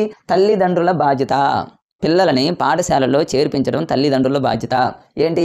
Section number 10. This is very very very important. దీన్ని ఎలా గుర్తుపెట్టుకుంటాం? సెక్షన్ 10 అంటే 10th క్లాస్ అని గుర్తుపెట్టుకో. 10th క్లాస్లో పిల్లల్ని పేరెంట్స్ కొంచెం కేర్గా ఉంటారు. అప్పటిదాకా పెద్దగా పట్టించుకోకపోయినా పట్టించుకున్నా కూడా 10th క్లాస్లో చాలా కేర్గా ఉంటారు. సో సెక్షన్ 10 అనగానే తల్లిదండ్రులు రెస్పాండ్ అవుతున్నారనే విషయం మీరు గుర్తుపెట్టుకోండి. జస్ట్ ఒక కొండ గుర్తుగా గుర్తుపెట్టుకోండి. నెక్స్ట్ వచ్చేసి 11, this is very very important. 11వది చాలా ఇంపార్టెంట్. ఇదేంటంటే పూర్వ ప్రాథమిక విద్యని అందించాలి. పూర్వ ప్రాథమిక విద్య అంటే 3 నుంచి 6 మనకు తెలుసు. 3 to 6 అంగన్వాడీ పాఠశాలలో పిల్లలకి విద్యను నేర్పించేదాన్ని పూర్వ ప్రాథమిక విద్య అంటారు. దీని సెక్షన్ 11, దీన్ని ఎలా గుర్తుపెట్టుకోవాలి? సెక్షన్ 11ని నేను ఇంగ్లీష్లో 11 రాశా. 11 అంటే ఈఎల్ఈ విఎన్ అని అనుకుని రాశా. దీంట్లో చూడండి, మొదటి ఈ అంటేనేమో ఎర్లీ, ఇంకొక ఈ అంటేనేమో ఎలిమెంటరీ, ఇంకొక ఈ అంటేనేమో ఎడ్యుకేషన్. అంటే ఏంది? ఎర్లీ, ఎలిమెంటరీ, ఎడ్యుకేషన్ అందులోనే ఉంది కదా. నేను ఇందాక ఒక విషయం చెప్పా, కొన్ని సమాధానాలు ప్రశ్నలోనే దాగుంటాయి. చూడండి, 11 అనగానే ఎర్లీ, ఎలిమెంటరీ, ఎడ్యుకేషన్ అంటే పూర్వ ప్రాథమిక విద్య, అట్లా గుర్తుపెట్టుకోండి. లేదా ఇంకో విషయం కూడా గుర్తుపెట్టుకోండి. 11 అంటే 1 అంటే 1వ తరగతి అంటే చిన్నపిల్లలు అన్నట్టు కూడా గుర్తుపెట్టుకోవచ్చు. నెక్స్ట్ వచ్చేసి సెక్షన్ నెంబర్ 12. 12వ సెక్షన్ ఏం చెప్తుంది అంటే 12ని మీరు జనరల్గా ఏం చేస్తారంటే 1+2 అని రాయండి. 1+2 అంటే ఎంత? 3. ఆ 3 అంటే ఏంది? BC, SC, ST. బీసీ పిల్లలకు, ఎస్సీ పిల్లలకు, ఎస్టీ పిల్లలకు ప్రైవేట్ పాఠశాలలో కనీసం 25% అయినా ఫ్రీగా చేర్చుకోవాలని చెబుతుంది. కనీసం 25% బీసీ, ఎస్సీ, ఎస్టీ పిల్లల్ని ప్రైవేట్ పాఠశాలలో ఫ్రీగా ఎడ్యుకేషన్ అందించాలని ఏ సెక్షన్ చెప్తుందంటే 12. ఎలా గుర్తుపెట్టుకుంటారు? 12 అంటే 1+2. 1+2 అంటే 3 అంటే బీసీ, ఎస్సీ, ఎస్టీ ఇట్లా గుర్తుపెట్టుకోండి. నెక్స్ట్ వచ్చేసి 13, this is very very very important. 13వ సెక్షన్ ఏం చెప్తుందంటే క్యాపిటల్ రుసుము వసూలు చేయరాదు. ఒక పాఠశాలలో పిల్లవాడిని చేర్పించుకునేటప్పుడు ప్రధానోపాధ్యాయుడు ఎట్టి పరిస్థితుల్లో డబ్బులు వసూలు చేయకూడదు, క్యాపిటల్ రుసుము వసూలు చేయరాదు అని ఏ ఆర్టికల్ చెప్తుందంటే 13వ ఆర్టికల్ చెప్తుంది. ఇది మీరు గుర్తుపెట్టుకోండి. 13వ ఆర్టికల్. దీన్ని ఎలా గుర్తుపెట్టుకుంటారంటే 13 రకాల ఫీజులను వసూలు చేయరాదు అని గుర్తుపెట్టుకోండి. 13 రకాల ఫీజులు వసూలు చేయకూడదు. 10 కాదు, 11 కాదు, 12 కాదు, 13. రేపు ఎగ్జామ్లో బిట్ వచ్చిందంటే నేను చెప్పిన మాటలు మీకు గుర్తు రావాలి. క్యాపిటల్ రుసుము అనగానే మీరేం గుర్తుపెట్టుకుంటారంటే 13 అంటే 13 రకాల ఫీజులు వసూలు చేయరాదని గుర్తుపెట్టుకోండి. చాలా ఇంపార్టెంట్ బిట్ ఇది. నెక్స్ట్ వచ్చేసి 15వ ఆర్టికల్, బడిలో చేర్చుకోవాలి. ఏంటి బడిలో చేర్చుకోవాలి? 15 ఎలా గుర్తుపెట్టుకుంటావు? 15 సంవత్సరాలు వచ్చినాయి అంటే ఆ పిల్లలకి 10th క్లాస్లో ఉన్నట్టు అని అర్థం. అంటే 10వ తరగతి పిల్లల్ని పాఠశాలల్లో బడిలో చేర్చుకోవాలి. అట్లా గుర్తుపెట్టుకోండి మీరు. అంటే బడిలో చేర్చుకోవాలి అనగానే 10th క్లాస్ గుర్తుపెట్టుకోండి. 15వ సెక్షన్ ఈజీగా గుర్తొస్తుంది. నెక్స్ట్ వచ్చేసి 17వ సెక్షన్ చాలా ఇంపార్టెంట్. 21 రెండు ఇంపార్టెంటే.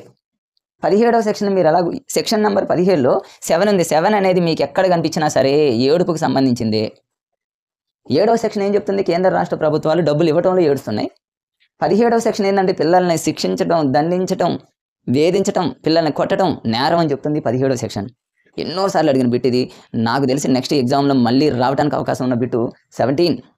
అందుకని ఇది ఇలాంటివి జరుగుతున్నాయి కాబట్టి మనకు కొన్ని చట్టాలు వచ్చినాయి. పిల్లల్ని కొట్టరాదని, పిల్లల్ని మరి మనం ఎట్టి పరిస్థితుల్లో కూడా వేధించరాదని కొన్ని చట్టాలు రావడం జరిగింది. సో ఈ సెక్షన్ గుర్తుపెట్టుకోండి. 17 ఎలా గుర్తుపెట్టుకుంటారు? పిల్లల్ని శిక్షించాలి, పిల్లల్ని వేధించాలి. పిల్లల్ని కొట్టామనుకోండి ఏడుస్తారంటే అర్థం ఏంటి? 17గా. అట్లా గుర్తుపెట్టుకోండి ఫ్రెండ్స్. సెక్షన్ నెంబర్ 17 అంటే పిల్లల్ని శిక్షించడం, వేధించడం నేరం అని గుర్తుపెట్టుకోండి. పిల్లలు ఏడుస్తారు శిక్షిస్తే, పిల్లల్ని వేధిస్తే ఏడుస్తారని గుర్తుపెట్టుకోండి. ఏడుస్తారు కాబట్టి 17 అని గుర్తుపెట్టుకోండి. నెక్స్ట్ వచ్చేసి 21 ఎందుకు ఇంపార్టెంట్ అన్నానంటే ఇది చాలా ఇంపార్టెంట్ ఇప్పుడు. ఎందుకు అంటే యాజమాన్య సంఘం ఏర్పాటు చేసి అందులో 50% మంది మహిళలు ఉండేటట్లు చూడాలి. దీన్ని ఎలా గుర్తుపెట్టుకుంటారంటే 21 అంటే ఒక గతంలో ఉండేది మగపిల్లలకి వివాహ వయసు 21, ఆడపిల్లలకి 18 గతంలో ఉండేది. మగపిల్లలకి వివాహ వయసు 21 అంటే మరి దాన్ని మీరు అలా గుర్తుపెట్టుకోండి. అంటే యాజమాన్య సంఘం అంటే ఎస్ఎంసీ అని అర్థం. ఎస్ఎంసీ అంటారు. ప్రతి పాఠశాలకి ఇప్పుడు ఎస్ఎంసీ ఉంది. ఎస్ఎంసీ అంటే స్కూల్ మేనేజ్మెంట్ కమిటీ అని అర్థం. ఒక పాఠశాలని పర్యవేక్షించాలంటే ఎస్ఎంసీకి ఒక చైర్మన్ ఉంటారు. ఆ ఎస్ఎంసీలో మరి పురుషులు ఉంటారు, మహిళలు ఉంటారు. 100% 50% మహిళలు ఉండాలి అని చెప్పేది 20. ఇది ఎలా గుర్తుపెట్టుకుంటారు? వాడు ఎగ్జామ్లో అడుగుతారు. ఏమని అడుగుతారంటే విద్యా హక్కు చట్టం 2009 ప్రకారంగా ఒక పాఠశాలలో ఎస్ఎంసీ స్కూల్ మేనేజ్మెంట్ కమిటీలో 50% మహిళలు ఉండాలి అని చెప్పే సెక్షన్ ఏది అంటే మీరు ఏం గుర్తుపెట్టుకో? 21 ఎలా గుర్తుపెట్టుకుంటారంటే ఈ 50% మంది మహిళలు, ఈ మహిళలకి మీరు 21 సంవత్సరాన్ని గుర్తుపెట్టుకోవడం కదా మనకు కావాల్సింది. మరి ఎస్ఎంసీ అంటే అర్థం ఏంటి? School management committee. School management కమిటీలో ఉన్న వాళ్ళందరూ ఖచ్చితంగా 21 ఇయర్స్ ఉండాలని గుర్తుపెట్టుకోండి. 21 సంవత్సరం ఉంటేనే, 21 ఇయర్స్ ఉంటేనే వివాహ వయసు. కాబట్టి ఎస్ఎంసీని స్థాపించాలంటే 21 సంవత్సరం ఉండాల్సిందే. 50% మహిళలు అందులో ఉండాలంటే 21 సంవత్సరం ఉండాల్సిందే అని గుర్తుపెట్టుకోండి. ఇట్లా గుర్తుపెట్టుకుంటే మనం లైఫ్ లాంగ్ మర్చిపోం. చూడండి ఫ్రెండ్స్, ఇప్పుడు 3 అంటేనేమో అందులోనే ఉంది ఆన్సర్. TRE అంటే RT అని ఉంది కాబట్టి ఉచిత నిర్బంధ ప్రాథమిక విద్యా హక్కు చట్టం. తర్వాత వచ్చేసి 7 అంటే కేంద్ర రాష్ట్ర ప్రభుత్వాలు డబ్బులు ఇవ్వటంలో ఏడుస్తున్నాయి. 11 అంటే నేను రాసిన ఎర్లీ ఎలిమెంటరీ ఎడ్యుకేషన్, అందులోనే ఉన్నాను సార్. పూర్వ ప్రాథమిక విద్య 3 to 6. 13 అంటే 13 రకాల ఫీజులు వసూలు చేయరాదు. 21 అంటే ఇప్పుడే నేను చెప్పే 17 అనేది ఇంపార్టెంట్. పిల్లల్ని దండించడం, శిక్షించడం నేరం అని చెప్పింది 17వ సెక్షన్ అని గుర్తుపెట్టుకోండి. ఇక నెక్స్ట్ పోతే 23, ఇది చాలా చాలా ఇంపార్టెంట్. ఎందుకంటే నెక్స్ట్ మీరు రాబోయే కాలంలో మీరు టీచర్స్ అవుతారు కాబట్టి, మిమ్మల్ని ఇప్పుడు రిక్రూట్ చేయాలి కాబట్టి, మిమ్మల్ని ఇప్పుడు రిక్రూట్ చేసి మీ జీతాన్ని పెంచాలంటే అది ఏ సెక్షన్ అంటే 23 సెక్షన్. మనకు ఒక సెక్షన్ ఉంది. టీచర్స్కి కూడా చాలా సెక్షన్లు ఉన్నాయి. అందుకని ఏ ప్రాబ్లం వచ్చినా సరే ప్రతి టీచరు ఇప్పుడు కోర్టుకే వెళ్తున్నాడు. ఎందుకు? ఎన్నో సెక్షన్లు ఉన్నాయి, ఎన్నో చట్టాలు ఉన్నాయి. అవన్నీ ఉన్నాయి కాబట్టి ఎక్కడ ఏ ప్రాబ్లం జరిగిన టీచర్స్ కోర్టులకు వెళ్ళటం జరుగుతూ ఉంది. నెక్స్ట్ వచ్చేసి 24, ఇది ఇంపార్టెంటే. 24 అంటే ఏంటంటే టీచర్స్ సమయపాలన, సమయానికి టీచర్ వెళ్ళాలి, సమయానికి టీచరు పాఠాలని కంప్లీట్ చేయాలి. దీన్ని ఎలా గుర్తుపెట్టుకుంటారంటే 24 అవర్స్ టీచర్స్ కష్టపడాలి అని గుర్తుపెట్టుకోండి. 24 అవర్స్ టీచర్స్ కష్టపడాలి, 24 అవర్స్ టీచర్స్ స్కూల్కి వెళ్ళాలి, 24 అవర్స్ టీచర్స్ హార్డ్ వర్క్ చేయాలని గుర్తుపెట్టుకోండి. టీచర్స్ సమయపాలన 24 అవర్స్. టీచర్స్ మరి కరెక్ట్గా సమయానికి సిలబస్ని కంప్లీట్ చేయాలన్నా కూడా 24 అవర్స్ గుర్తుపెట్టుకోండి. 27, దీన్ని ఎలా గుర్తుపెట్టుకుంటారండి ఫ్రెండ్స్? ఫస్ట్ది వచ్చేసి డాక్టర్ మాల్కం ఆది శేషయ్య. దీన్ని ఎలా గుర్తుపెట్టుకోవాలి? డాక్టర్ మాల్కం ఆది శేషయ్యని ఎలా గుర్తుపెట్టుకోవాలంటే దీంట్లో నేను తీసుకున్నటువంటి కొండ గుర్తు ఏంటంటే శేష జీవితం అనేది నేను తీసుకున్నా ఫ్రెండ్స్. శేషయ్య అంటే శేష జీవితం అని గుర్తుపెట్టుకోండి. సో ఫస్ట్ మనం ఇయర్ ఎలా గుర్తుపెట్టుకుంటాము అంటే శేషయ్యలో 8 ఎలా గుర్తొస్తుందంటే యా అంటేనేమో 8 అని గుర్తుపెట్టుకోండి, షా అంటేనేమో 7 అని గుర్తుపెట్టుకోండి. సో టోటల్గా ఎప్పుడన్నా మనకి ఒక బిట్ అనేది కనుక మ్యాచింగ్లో కానీ ఆడని అడిగితే ఈజీగా గుర్తుపెట్టేయచ్చు. డాక్టర్ మాల్కం ఆది శేషయ్యలో చివరిలో 7 ఉంది, 8 ఉంది. 7, 8, 78 ఈజీ. దాని అంటే 1 మినిట్లోనే దాన్ని కంప్లీట్ చేయాలి. సో నెక్స్ట్ వచ్చేసి learning to do. Learning to డూని ఎలా గుర్తుపెట్టుకుంటారంటే మాల్కంలో లా ఉంది కాబట్టి లెర్నింగ్ టు డూ అని గుర్తుపెట్టుకోండి. దానికి అంతగా టైంతో చదవాలి ఏంటి, జస్ట్ అలా గుర్తుపెట్టుకుంటే మన లైఫ్లో మర్చిపోం. సో లా అంటే లెర్నింగ్ టు డూ అని గుర్తుపెట్టుకోండి. మా అంటేనే మద్రాస్ యూనివర్సిటీ అని గుర్తుపెట్టుకోండి. నిన్న మనం మొదలయ్యారు కమిషన్ చెప్పాం. మొదలయ్యారు కమిషన్లో కూడా మా ఉంది కాబట్టి మద్రాస్ యూనివర్సిటీ, అక్కడ మద్రాస్ యూనివర్సిటీ, ఇక్కడ కూడా మద్రాస్ యూనివర్సిటీ. మరి నెక్స్ట్ వృత్తి విద్యలు నేర్చుకోవడం, దాన్ని ఎలా గుర్తుపెట్టుకోవాలి? అందుకనే నేను ఇక్కడ ఒక కొండ గుర్తుని తీసుకోవడం జరిగింది, శేష జీవితం అని. శేష జీవితం అనేది వృత్తి విద్యలతోనే శేష జీవితం ముగిస్తుందని గుర్తుపెట్టుకోండి. లేదా వృత్తి విద్యలో నేర్చుకుంటున్నారు అంటే వాళ్ళ జీవితం శేష జీవితం అనేది వాళ్ళ వృత్తి విద్యలతో నేర్చుకుంటున్నారు, వృత్తి విద్యలతోనే వాళ్ళ శేష జీవితం ముగిస్తుంది అనే విషయాన్ని గుర్తుపెట్టుకుంటే ఎగ్జామ్లో ఈజీగా మనం బిట్టు పెట్టేయచ్చు ఫ్రెండ్స్. నెక్స్ట్ వచ్చేసి గిజుబాయ్ బదేకా. గిజుబాయ్ బదేకా 1885, 1839. ఇది చాలా ఈజీ. నేను ఇందులో తీసుకున్నటువంటి కొండ గుర్తు ఏంటంటే బదేకా అంటే బద్ధకం అని గుర్తుపెట్టుకోండి. బద్ధకంగా ఉన్నటువంటి పిల్లలకి కథల ద్వారా బోధన జరగాలి. మరి ఫస్ట్ మనం దీంట్లో ఇయర్ని గుర్తుపెట్టుకుందాం. ఎలా? మరి ఇందులో చివరిలో 5 ఉంది, చివరిలో 9 ఉంది. 1885 to 1939 ఉంది. 5 ఎలా గుర్తుపెట్టుకుంటారు? బద్దేకాలో లాస్ట్లో కా ఉంది. కా అంటే కాలుకి 5 వేళ్ళు ఉంటాయని గుర్తుపెట్టుకోండి. బద్ధకం పోవాలంటే ఎప్పుడు నవ్వుతూ ఉండాలని గుర్తుపెట్టుకోండి. సో ఇయర్ తోటి ఎంత ఈజీగా ఉందో 1885 to 1939. 9 ఎలా గుర్తుంటుంది? ఎప్పుడు నవ్వుతూ ఉంటే బద్ధకం పోతుంది. బద్ధకం ఎందుకు గుర్తుపెట్టుకున్నా? నేను బద్దేకాలో బద్ధకం అనే కీవర్డ్ తీసుకున్నా. 5 ఎలా గుర్తుంటుంది? కా అంటే కాలుకి వేలు 5 అని గుర్తుపెట్టుకోండి. నెక్స్ట్ ఇక్కడ నేను తీసుకున్నటువంటి బద్ధకం అనేటటువంటి ఈ కొండ గుర్తుతో టోటల్ పాయింట్స్ అన్ని కవర్ అవుతాయి. ఎలా చూడండి, బద్ధకంగా ఎప్పుడు కూడా మాస్టారు ఉండకూడదు. మాస్టారు అనేటటువంటి బుక్ను రాసింది గిజుబాయ్ బదేకా. మరి అదేవిధంగా పగటి కళలు ఎవరు కంటూ ఉంటారంటే బద్ధకంగా ఉండేవాళ్ళు పగటి కళలు కంటూ ఉంటారని గుర్తుపెట్టుకోండి. లేదా బద్ధకం పోవాలి అంటే పగటి కళలో కనకూడదని గుర్తుపెట్టుకోండి. మీరు ఎలా గుర్తుపెట్టుకున్నా ఎగ్జామ్లో బిట్టు పెట్టేటట్టు మనం ప్రిపేర్ కావాలి. చూడండి ఇక్కడ బద్ధకం పోవాలంటే పిల్లలకి కథల ద్వారా బోధన జరపాలి అని గుర్తుపెట్టుకోండి. వాడు ఎగ్జామ్లో కథల ద్వారా బోధన జరగాలి అనేది ఎవరికి సంబంధించింది లేదా మ్యాచింగ్ కనుక ఇస్తే మీరు వెంటనే కథల స్టోరీస్ ద్వారా బోధన జరగాలంటే బద్ధకం పోవాలి. బద్ధకం అంటే బద్దేక. Wonderful coding. నెక్స్ట్ వచ్చేసి మరి బద్ధకానికి సంబంధించి పిల్లవాడు చదవకపోయినా అంటే మరి బద్ధకంగా ఉన్న పిల్లోడు ఏం చదువుతాడు? చదవడు కదా. వాడు ఆ పాయింట్ ఇచ్చిందంటే బద్ధకం బదేకాన్ని గుర్తుపెట్టుకోండి. నెక్స్ట్ ఇంకోటి వచ్చేసి నెమ్మదిగా చదివి అలసిపోవద్దు. అంటే బద్ధకంగా ఉన్నటువంటి పిల్లలు నెమ్మదిగా చదివి అలసిపోవద్దు. మీకు ఆ కీవర్డ్ ఇవ్వగానే వెంటనే బద్ధకం బదేక వెంటనే బబుల్ చేయటమే, టైం వేస్ట్ కాకుండా ఫ్రెండ్స్. నెక్స్ట్ వచ్చేసి టీచరు పండితుడు కాకపోయినా అంటే బద్ధకం అనే పదాన్ని దాన్ని మీరు లింక్ చేసుకోండి. టీచర్ పండితుడు కాకపోయినా బద్ధకం పోయేటట్టు మనం పిల్లలకి నేర్పాలని గుర్తుపెట్టుకోండి.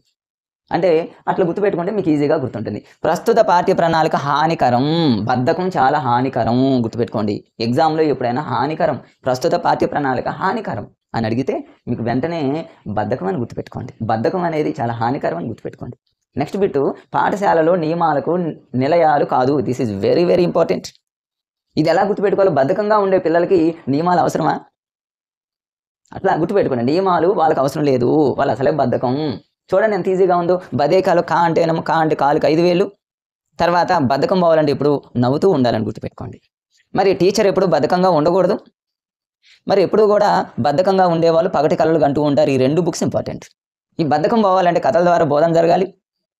మరి నెమ్మదిగా చదివి అలసిపోవద్దు. అంటే బద్ధకంగా ఉండేవాళ్ళు ఎప్పుడు నెమ్మదిగానే చదువుతుంటారు, వాళ్ళు అలసిపోవద్దు.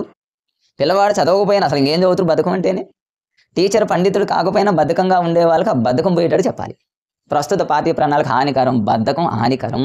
అసలు బద్ధకంగా ఉండే వాళ్ళకి నియమాలే అవసరం లేదు. సో ఇది గిరిజా శంకర్ బాధ్యేకా, గీజుబాయ్ బాధ్యేకా అనడం. స్వాతంత్రానికి పూర్వం విద్యా కమిటీల గురించి కోడింగ్ విధానంలో నేర్చుకుందాం. ఫస్ట్ వచ్చేసి చార్టర్ చట్టం. చార్టర్ చట్టం 1813. చార్టర్ చట్టం 1813 అనే విషయం మనకి వెంటనే గుర్తు రావాలి. సో వెంటనే గుర్తు రావాలంటే మనం దీన్ని ఎలా గుర్తుపెట్టుకోవాలి? సో అది ఇంపార్టెంట్. సో ఎలా గుర్తుపెట్టుకోవాలంటే చార్టర్ని మనం ఇంగ్లీష్లో ఎలా రాస్తాము? ఇంగ్లీష్లో ఫస్ట్ లెటర్ సి కాబట్టి, సి అనేది 3 కాబట్టి 1813 అనే విషయం మనం గుర్తుపెట్టుకోవచ్చు. సో ఫ్రెండ్స్, చార్టర్ చట్టం 1813 అనగానే చివరిలో 3 ఎలా గుర్తుకొస్తుంది అంటే, చార్టర్లో first letter English letter first letter C కాబట్టి, సి అంటే 3 కాబట్టి మీరు అలా గుర్తుపెట్టుకోండి ఫ్రెండ్. సో నెక్స్ట్ ఇంకొక బిట్టు, ₹1,00,000 అనేటటువంటి కీవర్డ్, అది ఇంపార్టెంట్. ₹1,00,000 అనగానే చార్టర్ చట్టమా, లార్డ్ మెకాలేనా, వుడ్స్ తాకిదా, ఇవన్నీ ఇలాంటివి పర్స్పెక్టివ్ ఎడ్యుకేషన్లో చాలా వస్తూ ఉంటాయి కాబట్టి ఫ్రెండ్స్ మనం ఇలానే గుర్తుపెట్టుకోవాలి. ఈ విధంగా గుర్తుపెట్టుకోకపోతే కన్ఫ్యూజ్ అయ్యేటటువంటి అవకాశం ఉంటుంది. సో ₹1,00,000 ఎలా గుర్తుపెట్టుకుంటారు అంటే, నేనేం చేస్తున్నానంటే చూడండి ఫ్రెండ్స్, ఇక్కడ చార్టర్లో ఫస్ట్ లెటరు చాని, చివరి లెటరు రాని తీసుకుంటే చీరాగా నేను రాశానండి. సో చీర కాస్ట్ వచ్చేసి ₹1,00,000 అని గుర్తుపెట్టుకోండి. ₹1,00,000 చీర తీసుకున్నాం. ₹1,00,000 చీర తీసుకున్నాము అనగానే మనకు చార్టర్ అని గుర్తొస్తుంది. సో ₹1,00,000 అనగానే మనం వెంటనే చార్టర్ గుర్తుపెట్టుకోండి. చార్టర్ అనగానే చీర అనగానే ₹1,00,000, చార్టర్ అనగానే ఫస్ట్ లెటర్ సి అనగానే 3 కాబట్టి 18, 13 2 బిట్స్ మనకి వెంటనే వచ్చేసాయి. మరి ఆ ₹1,00,000తో మనం ఏం చేసాము? క్రైస్తవ మిషనరీల మత ప్రచారానికి ఉపయోగించారని గుర్తుపెట్టుకోండి. సో వాడు ఎగ్జామ్లో క్రైస్తవ మిషనరీల మత ప్రచారం అనేటటువంటి కీవర్డ్ ఇస్తే మీరు ఏం గుర్తుపెట్టుకుంటారంటే, క్రైస్తవ మిషనరీల మత ప్రచారం చేయాలంటే డబ్బులు కావాలి. ఆ ₹1,00,000 గుర్తుపెట్టుకుంటే చీర గుర్తొస్తే చార్టర్ చట్టం గుర్తొస్తుంది. సో ఫ్రెండ్స్, చార్టర్ చట్టం మనం అలా కొండ గుర్తుతో గుర్తుపెట్టుకోవచ్చు. నెక్స్ట్ వచ్చేసి లార్డ్ మెకాలే. Lord Macaulay 1835. దీన్ని ఎలా గుర్తుపెట్టుకోవాలి ఫ్రెండ్స్? చూడండి నేను ఎలా గుర్తుపెట్టుకుంటాను అంటే, లార్డ్ మెకాలే అంటే కాలు అంటే కాలుకి, ప్రతి కాలుకి ఎన్ని వేళ్ళు ఉంటాయి అంటే 5 అని గుర్తుపెట్టుకోండి. లార్డ్ మెకాలే కాలు అనగానే కాలుకి 5 వేళ్ళు ఉంటాయి కాబట్టి 1835 అని గుర్తుపెట్టుకోండి. 1813 అంటే సి కాబట్టి చార్టర్ చట్టం. అలానే 5 అనగానే మీకు వెంటనే కాలుకి వేలు గుర్తు రావాలి కాబట్టి లార్డ్ మెకాలే అనే విషయం గుర్తుపెట్టుకోండి. ఇది చాలా ఈజీ ఫ్రెండ్స్. నెక్స్ట్ కీవర్డ్ ఏంటంటే అధోముఖ వడపోత సిద్ధాంతం. అధోముఖ వడపోత సిద్ధాంతాన్ని నేను ఎలా గుర్తుపెట్టుకుంటాను అంటే, ముఖ అనగానే మెక అని గుర్తుపెట్టుకోండి. లార్డ్ మెకాలేలో మెక ఉంది కాబట్టి ముఖ అనేది గుర్తుపెట్టుకోండి. లార్డ్ మెకాలేలో మెక, అధోముఖాలో ముఖ. సో ఆ రెండింటికి సింక్ అయింది కాబట్టి అలా గుర్తుపెట్టుకోండి. నెక్స్ట్ రంగులోను రక్తంలోను అనేటటువంటి కీవర్డ్ వస్తాయి. మీరు దీన్ని ఎలా గుర్తుపెట్టుకుంటారు అంటే, రంగు రక్తం అనగానే మనకు లార్డ్ మెకాలేలో కా ఉంది చూడండి. కా అంటే కలర్ గుర్తుపెట్టుకోండి. కా అంటే కలర్. మీకు వెంటనే రంగులోను రక్తంలోను అనగానే కా వచ్చే లెటరు లార్డ్ మెకాలేలో వస్తుంది కాబట్టి లార్డ్ మెకాలే రంగు రక్తం అనే విషయం గుర్తుపెట్టుకోండి.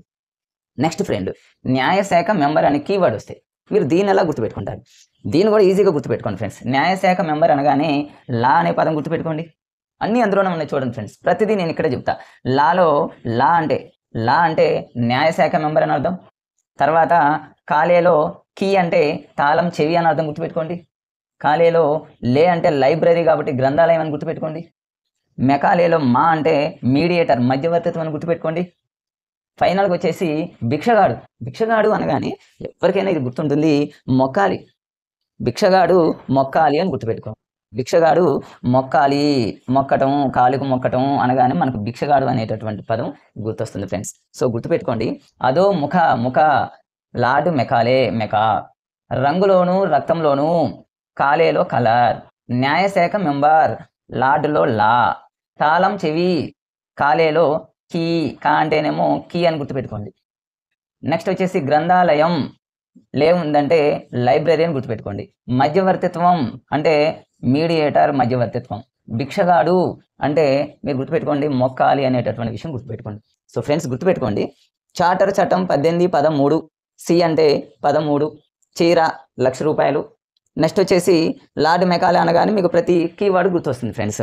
ఎందుకు అంటే మనం ఇలాంటి కమిటీలను చదివేటప్పుడు కొన్ని మేజర్ పాయింట్స్ ఉంటాయి, కొన్ని అవసరమైనటువంటి పాయింట్స్ ఉంటాయి. అటువంటి పాయింట్స్ని మనం ఖచ్చితంగా చదివి గుర్తుపెట్టుకోవాలి ఫ్రెండ్స్. నెక్స్ట్ వచ్చేసి వుడ్స్ తాకీదు. వుడ్స్ తాకీదు అనగానే 1854.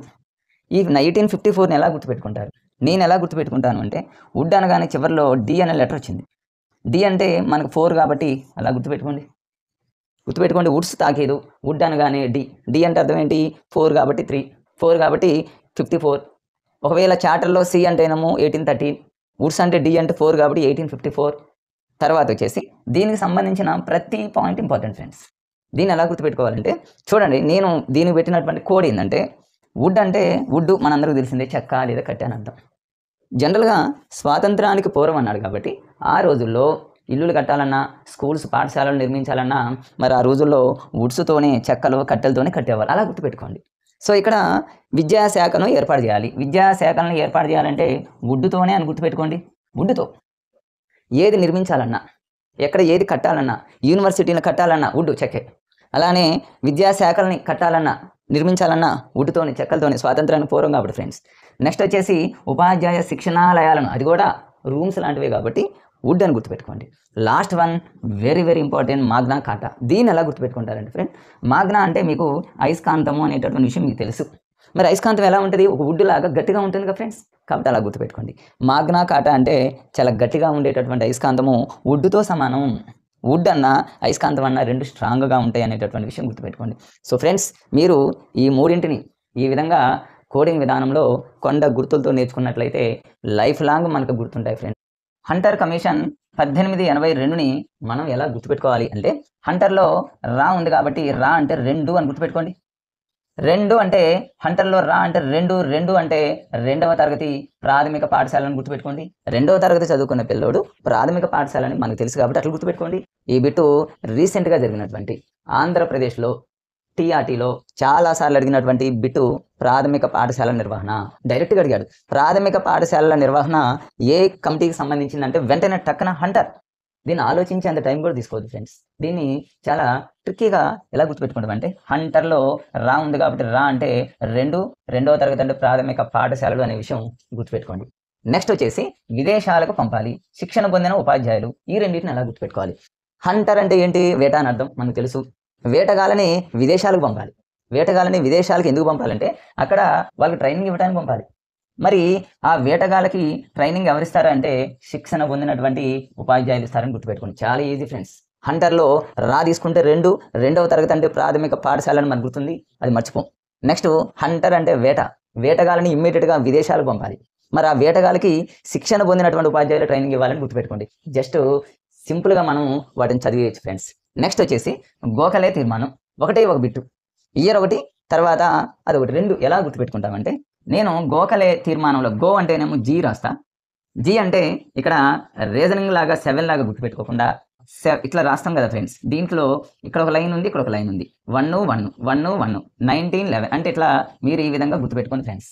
1 1 అంటే 1911 అనే విషయం గుర్తుపెట్టుకోండి. నెక్స్ట్ నేను గోఖలేలో స్టార్టింగ్ లెటర్గా గో, థర్డ్ లెటర్ వచ్చేసి లా. గోల ఎవరు చేస్తారు? చిన్న పిల్లలు చేస్తారు. అంటే 6 నుంచి 14 అంటే 5+ అంటే 1st క్లాస్ నుంచి 9th క్లాస్ వరకు పిల్లలందరూ గోలే చేస్తారని గుర్తుపెట్టుకోండి ఫ్రెండ్స్. అంటే 6 నుంచి 14 సంవత్సరాల పిల్లలకు ఉచిత నిర్బంధ ప్రాథమిక, ఇది జనరల్గా గుర్తుంటుంది. ఒకవేళ గుర్తు లేని టైంలో మనం ఇలానే గుర్తుపెట్టుకోవచ్చు. గోల ఎవరు చేస్తారు? చిన్న పిల్లలు చేస్తారు.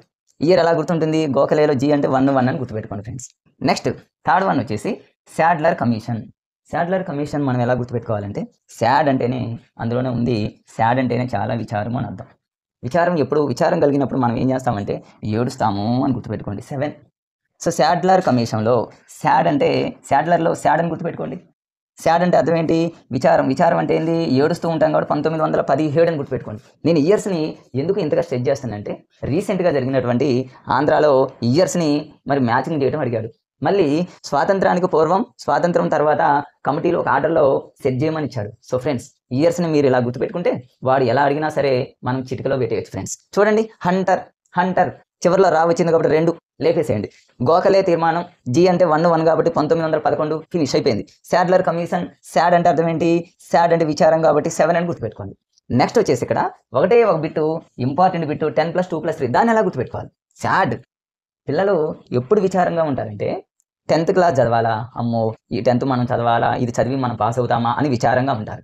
మరి 2 అంటేనేమో ఇంటర్ మనం చదివి పాస్ అవుతామా, ఇక్కడ ఒక విచారం. ఇంటర్ తర్వాత డిగ్రీ కూడా చదవాలా అనేటటువంటి విచారంలో ఉంటాం. శాడ్ అనగానే మనకు 10th class, inter, degree, 10th, inter, degree ఈ మూడింటిని చదవాలా అనేటటువంటి ఒక శాడ్లో, ఒక విచారంలో చాలా విచారిస్తూ ఏడుస్తూ ఉంటామని గుర్తుపెట్టుకోండి. వాడు అడుగుతాడు, ఏమంటాడు ఎగ్జామ్లో?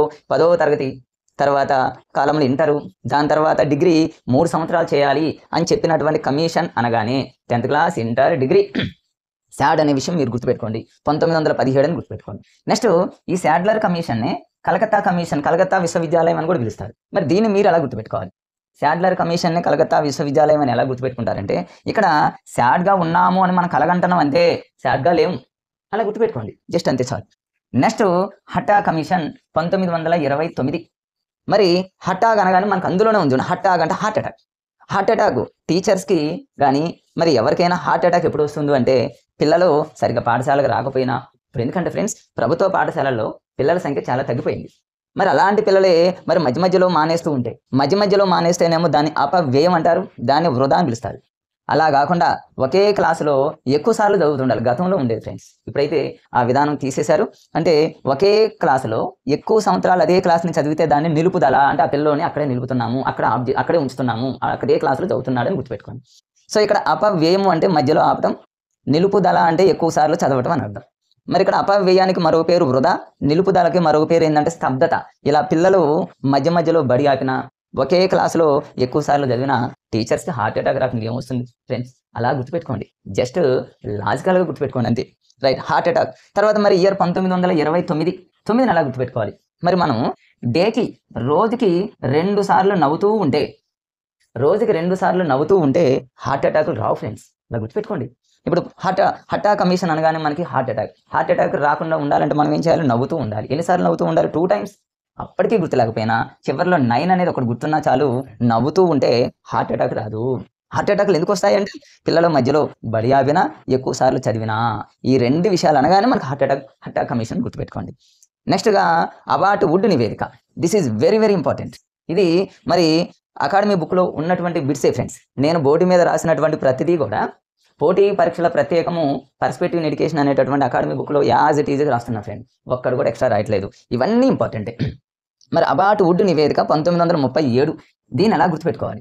చూడండి, ఇది ఎక్కువగా బాలికల విద్య, మహిళా టీచర్స్ ఇవి 2 ఎక్కువ సార్లు రీసెంట్గా ఆంధ్రాలో అడిగినటువంటి టీఆర్టీ ఎగ్జామ్లో రావడం జరిగింది ఫ్రెండ్స్. సో ఇక్కడ అబార్ట్ వుడ్ నివేదిక, దీన్ని మీరు ఎలా గుర్తుపెట్టుకుంటారు అంటే, అబార్ట్లో నేను అబా అంటే అబలా అని తీసుకోండి. అబలా అంటే ఎవరు? మహిళలు లేదా బాలికలే కదా, అలా గుర్తుపెట్టుకోండి.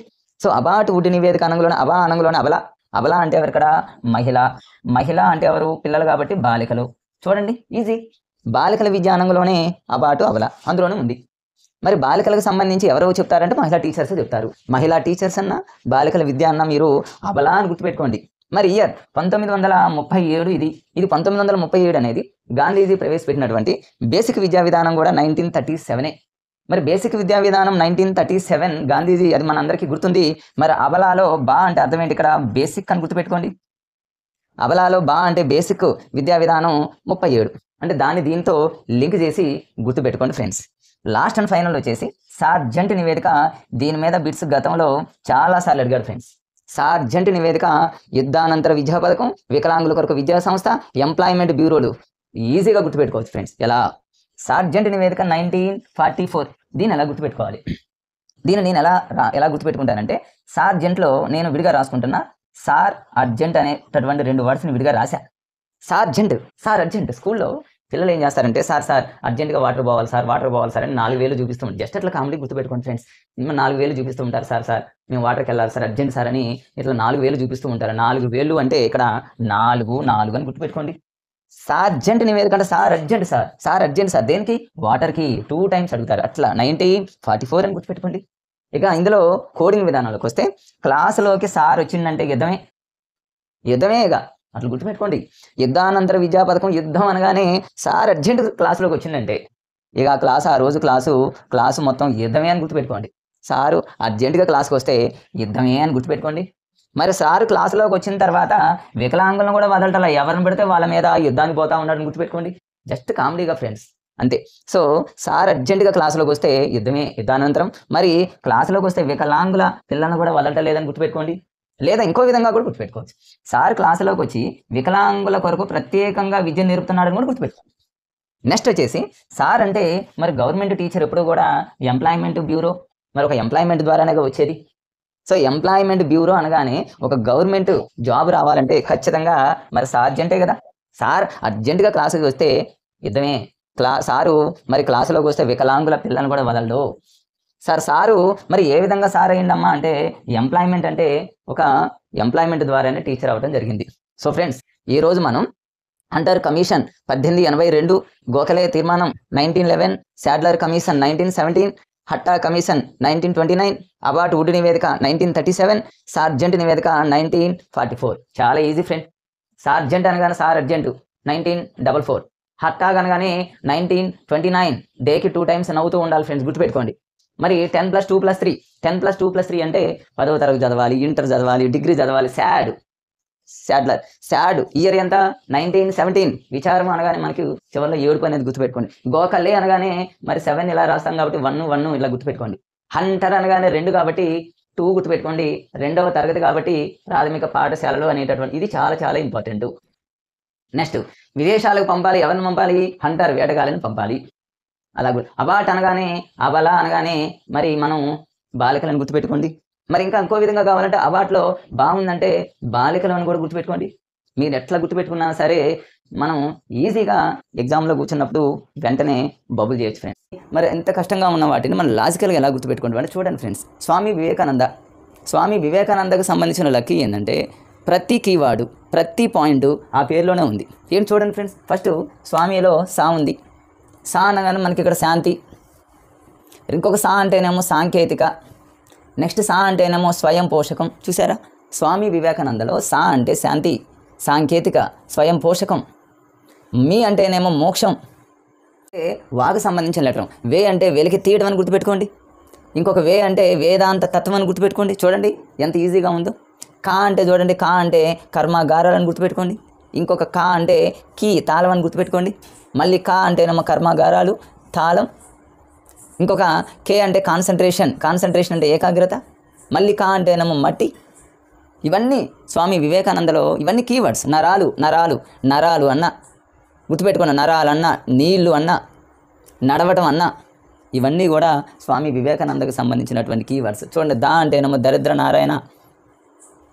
తర్వాత ఇక్కడ చూడండి, కాళ్ళపై నిలబడటం అంటే కా, వెలికి తీయటం అంటేనేమో వే, వేదాంత తత్వం అంటేనేమో వే, క్లే అంటేనేమో కా, మట్టి.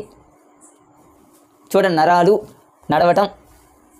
మోక్షం అంటే మా, సా అంటేనేమో శాంతి, సాంకేతిక, స్వయం పోషకం. ఏముంది ఫ్రెండ్స్ ఇందులో? స్వామి వివేకానందలో వెలికి తీయటం అనగానే స్వామి వివేకానందలో వే వచ్చింది. నడవటం నా వచ్చింది. మట్టి, క్లే అందులోనే ఉంది. నీళ్లు నా అందులోనే ఉంది. దరిద్ర నారాయణ దా అందులోనే ఉంది. ఇంకేం కావాలి ఫ్రెండ్స్ ఇందులో? కర్మాగారాలు కా అందులోనే ఉంది. కీ, తాళం అందులోనే ఉంది. స్వామి వివేకానందాన్ని జస్ట్ ఇలాంటివి మనం ఫ్రెండ్స్ ఏం చేయాలంటే లాజికల్గా సింపుల్గా గుర్తుపెట్టుకోవాలంతే. నెక్స్ట్ చూడండి, జాన్ డూయీలో నేను తీసుకున్న కీవర్డ్స్ కొండ గుర్తులు ఏంటంటే జాన్ అంటే ప్రాణం హిందీలో, డూ అంటే ఏంటంటే చేయడం.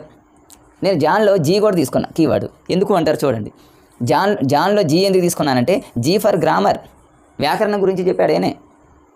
జీ ఫర్ జియోగ్రఫికల్ అంటే భూగోళ శాస్త్రం నేర్పాలి, వ్యాకరణం నేర్పాలి. అర్థమెటిక్ అంటే అర్థం ఏంటి ఫ్రెండ్స్? డూ, చేయడం. డూయింగే కదా, డూ అంటే డూయింగేగా. మరి అర్థమెటిక్ అంటే చేయడంగా. లేదా ఇంకో విధంగా అంటే జీ అంటే జామెట్రీ, అట్లా కూడా అని గుర్తుపెట్టుకోండి. జీ అంటే జామెట్రీ అని గుర్తుపెట్టుకోండి. జీ అంటేనేమో జియోగ్రఫీ అని గుర్తుపెట్టుకోండి. జీ అంటేనేమో గ్రామర్ అని గుర్తుపెట్టుకోండి. ఇంకోటి చూడండి ఫ్రెండ్స్, ఇక్కడ అన్వేషణ అభ్యసన సిద్ధాంతం ఏముంది అందులో? మనం ఆల్రెడీ మెథడాలజీలో ప్రాజెక్ట్ పద్ధతి, అన్వేషణ పద్ధతి మనం చదివాం. ప్రాజెక్ట్ పద్ధతి అయినా, అన్వేషణ పద్ధతి అయినా అవన్నీ ఏంది ఫ్రెండ్స్? చేయటమేగా. డూ. రేపు అడుగుతారు ఎగ్జామ్లో, అన్వేషణ అభ్యసన సిద్ధాంతం అనగానే మనకు డూ చేసేది కాబట్టి అది ఖచ్చితంగా జాన్ డూయి. వ్యాకరణం అంటాడు జాన్ డూయి.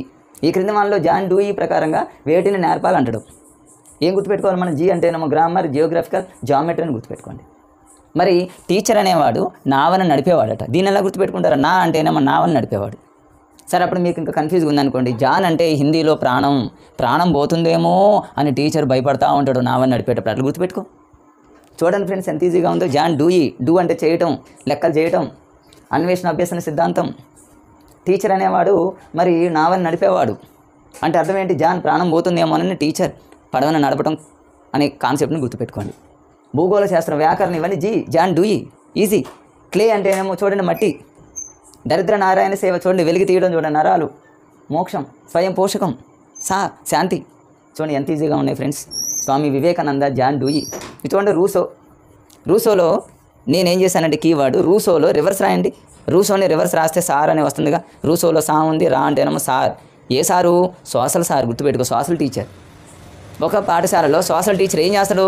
సోషలే చెప్తాడు. ప్రకృతి గురించి చెప్తాడు, సాంఘికీకరణం గురించి చెప్తాడు, పరిసరాల గురించి చెప్తాడు. ఏముంది ఫ్రెండ్స్ అందులో? చూడండి, ప్రకృతి, సాంఘికీకరణం, పరిసరాలు అనే పదాలు కీవర్డ్స్ వచ్చింది అంటే ఎవరు చెప్తారంటే సోషల్ టీచరే.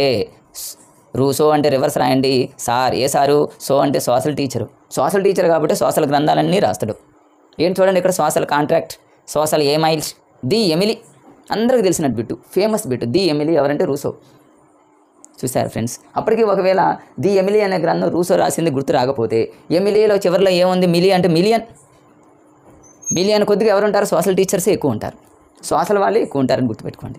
చూడండి, రూసో అంటే రివర్స్ రాస్తే సార్, సోషల్ టీచర్. ఏం చేస్తారు? సోషల్ టీచర్ సాంఘీకరణం, పరిసరాలు, ప్రకృతి. అందుకని సోషల్ టీచర్ ఏమంటారంటే ఆధునిక యుగ సిద్ధాంత. యుగ అంటే గుర్తుపెట్టుకోండి ఫ్రెండ్స్, ప్రాచీన యుగం, మధ్యయుగం, నవీన యుగం. ఆ యుగాలన్నీ ఎవరు? సోషల్లోనేగా. మరి అలాంటప్పుడు రూసోని ఆధునిక యుగ సిద్ధాంతకర్తే అనేది. చూడండి ఫ్రెండ్స్ ఎంత ఈజీగా ఉందో. అన్వేషణ అభ్యసన సిద్ధాంతం. అన్వేషణం అంటే చేయటం కాబట్టి జాన్ డూయేగా. ఆధునిక యుగ సిద్ధాంతకర్త అంటే యుగము అంటే ప్రాచీన యుగం, మధ్యయుగం, నవీన యుగం. ఎవరు? సోషల్ టీచర్సే కదా. చూడండి, అరిస్టాటిల్ ఏమన్నాడు? అరిస్టాటిల్ ఒక గ్రంథం రాశాడు ఫ్రెండ్స్. ఏంటంటే అది నికోమియం ఎథిక్స్. నికోమియం ఎథిక్స్ అనే గ్రంథంలో ఆలోచిస్తూ గడిపే జీవితమే అనేటటువంటి కీవర్డ్తో ఒక నిర్వచనాన్ని చెప్పడం జరిగింది. మరి దీన్ని మనం ఎలా గుర్తుపెట్టుకోవాలి? అరిస్టాటిల్ అనగానే మనకు నికోమియం ఎథిక్స్ అనే గ్రంథం గుర్తు రావాలి. గతంలో మీకు ఒక వీడియో చేశా ఫ్రెండ్స్. ఆ వీడియోలో అరిస్టాటిల్కి సంబంధించిన ఒక అద్భుతమైన కోడ్తో ఒక నిర్వచనాన్ని చెప్పాను. ఏంటంటే ఫ్రెండ్స్, అది అరిస్టాటిల్ అంటే మీరు అరిసెలు అని గుర్తుపెట్టుకోమన్నా నేను. అరిసెలు అనేవి పిల్లలు చూడండి, చిన్న పిల్లలు ఏమంటారంటే అరిసెలు అనేవి నీకొకటి ఇచ్చేనా అంటారు. నీకొకటి ఇచ్చేనా అని షేర్ చేసుకుంటూ ఉంటారు. అరిస్టాటిల్ అనగానే నీకొకటి అనగానే నికోమియం అని గుర్తుపెట్టుకోండి.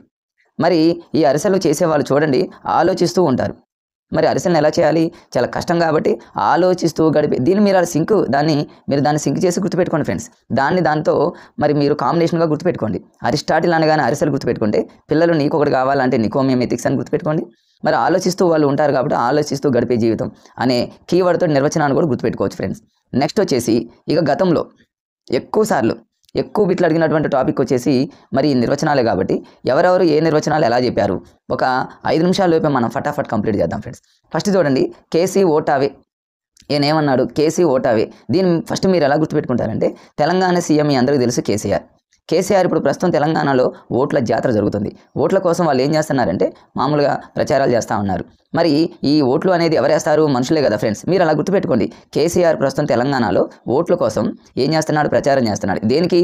మనుషుల జీవితాలు. అంటే ఈ ఓట్లు అనేవి మనుషుల జీవితాలతో ముడిపడింది అనే దాన్ని మీరు సింక్ చేసి గుర్తుపెట్టుకోండి ఫ్రెండ్స్. కేసీ ఓటావే అనగానే మీరు కేసీఆర్ ఓట్లు అని గుర్తుపెట్టుకుంటే మనుషుల జీవితాలు అనే పదం ఆటోమేటిక్గా ఈజీ గుర్తుంటుంది ఫ్రెండ్స్. నెక్స్ట్ రెండవది వచ్చేసి ఎంటీ రామ్జీ. వీలుంటే ఫ్రెండ్స్ మీరు స్క్రీన్ షాట్ తీసుకోండి. ఆల్రెడీ నేను అక్కడ అన్నీ రాసా, ఆ కోర్స్ అన్ని లాజిక్స్ అన్ని అక్కడ రాసా ఫ్రెండ్స్. ఎంటీ రామ్జీ అనగానే మీరు రాముడు అని గుర్తుపెట్టుకోండి. ఎంటీలో టీ అంటే ఏం గుర్తుపెట్టుకుంటారంటే టార్చ్ లైట్ అని గుర్తుపెట్టుకోండి. రామ్జీ అంటే రాముడు సీత కోసం ఏం చేశాడంటే అడవుల్లో మరి టార్చ్ లైట్ వేసుకొని వెతికాడు అని గుర్తుపెట్టుకోండి. వెతికాడు అనే కీవర్డ్ ఉంటుంది. వెతికి అనే కీవర్డ్ వచ్చింది అంటే అది రాముడు, ఈజీ గుర్తుపెట్టుకోవచ్చు. రామ్జీ. ఒకవేళ ఎంటీ అని కన్ఫ్యూజ్ చేస్తే ఎంటీ అంటే టార్చ్ లైట్ అని గుర్తుపెట్టుకోండి. మీరు లైఫ్లో మర్చిపోరు ఫ్రెండ్స్.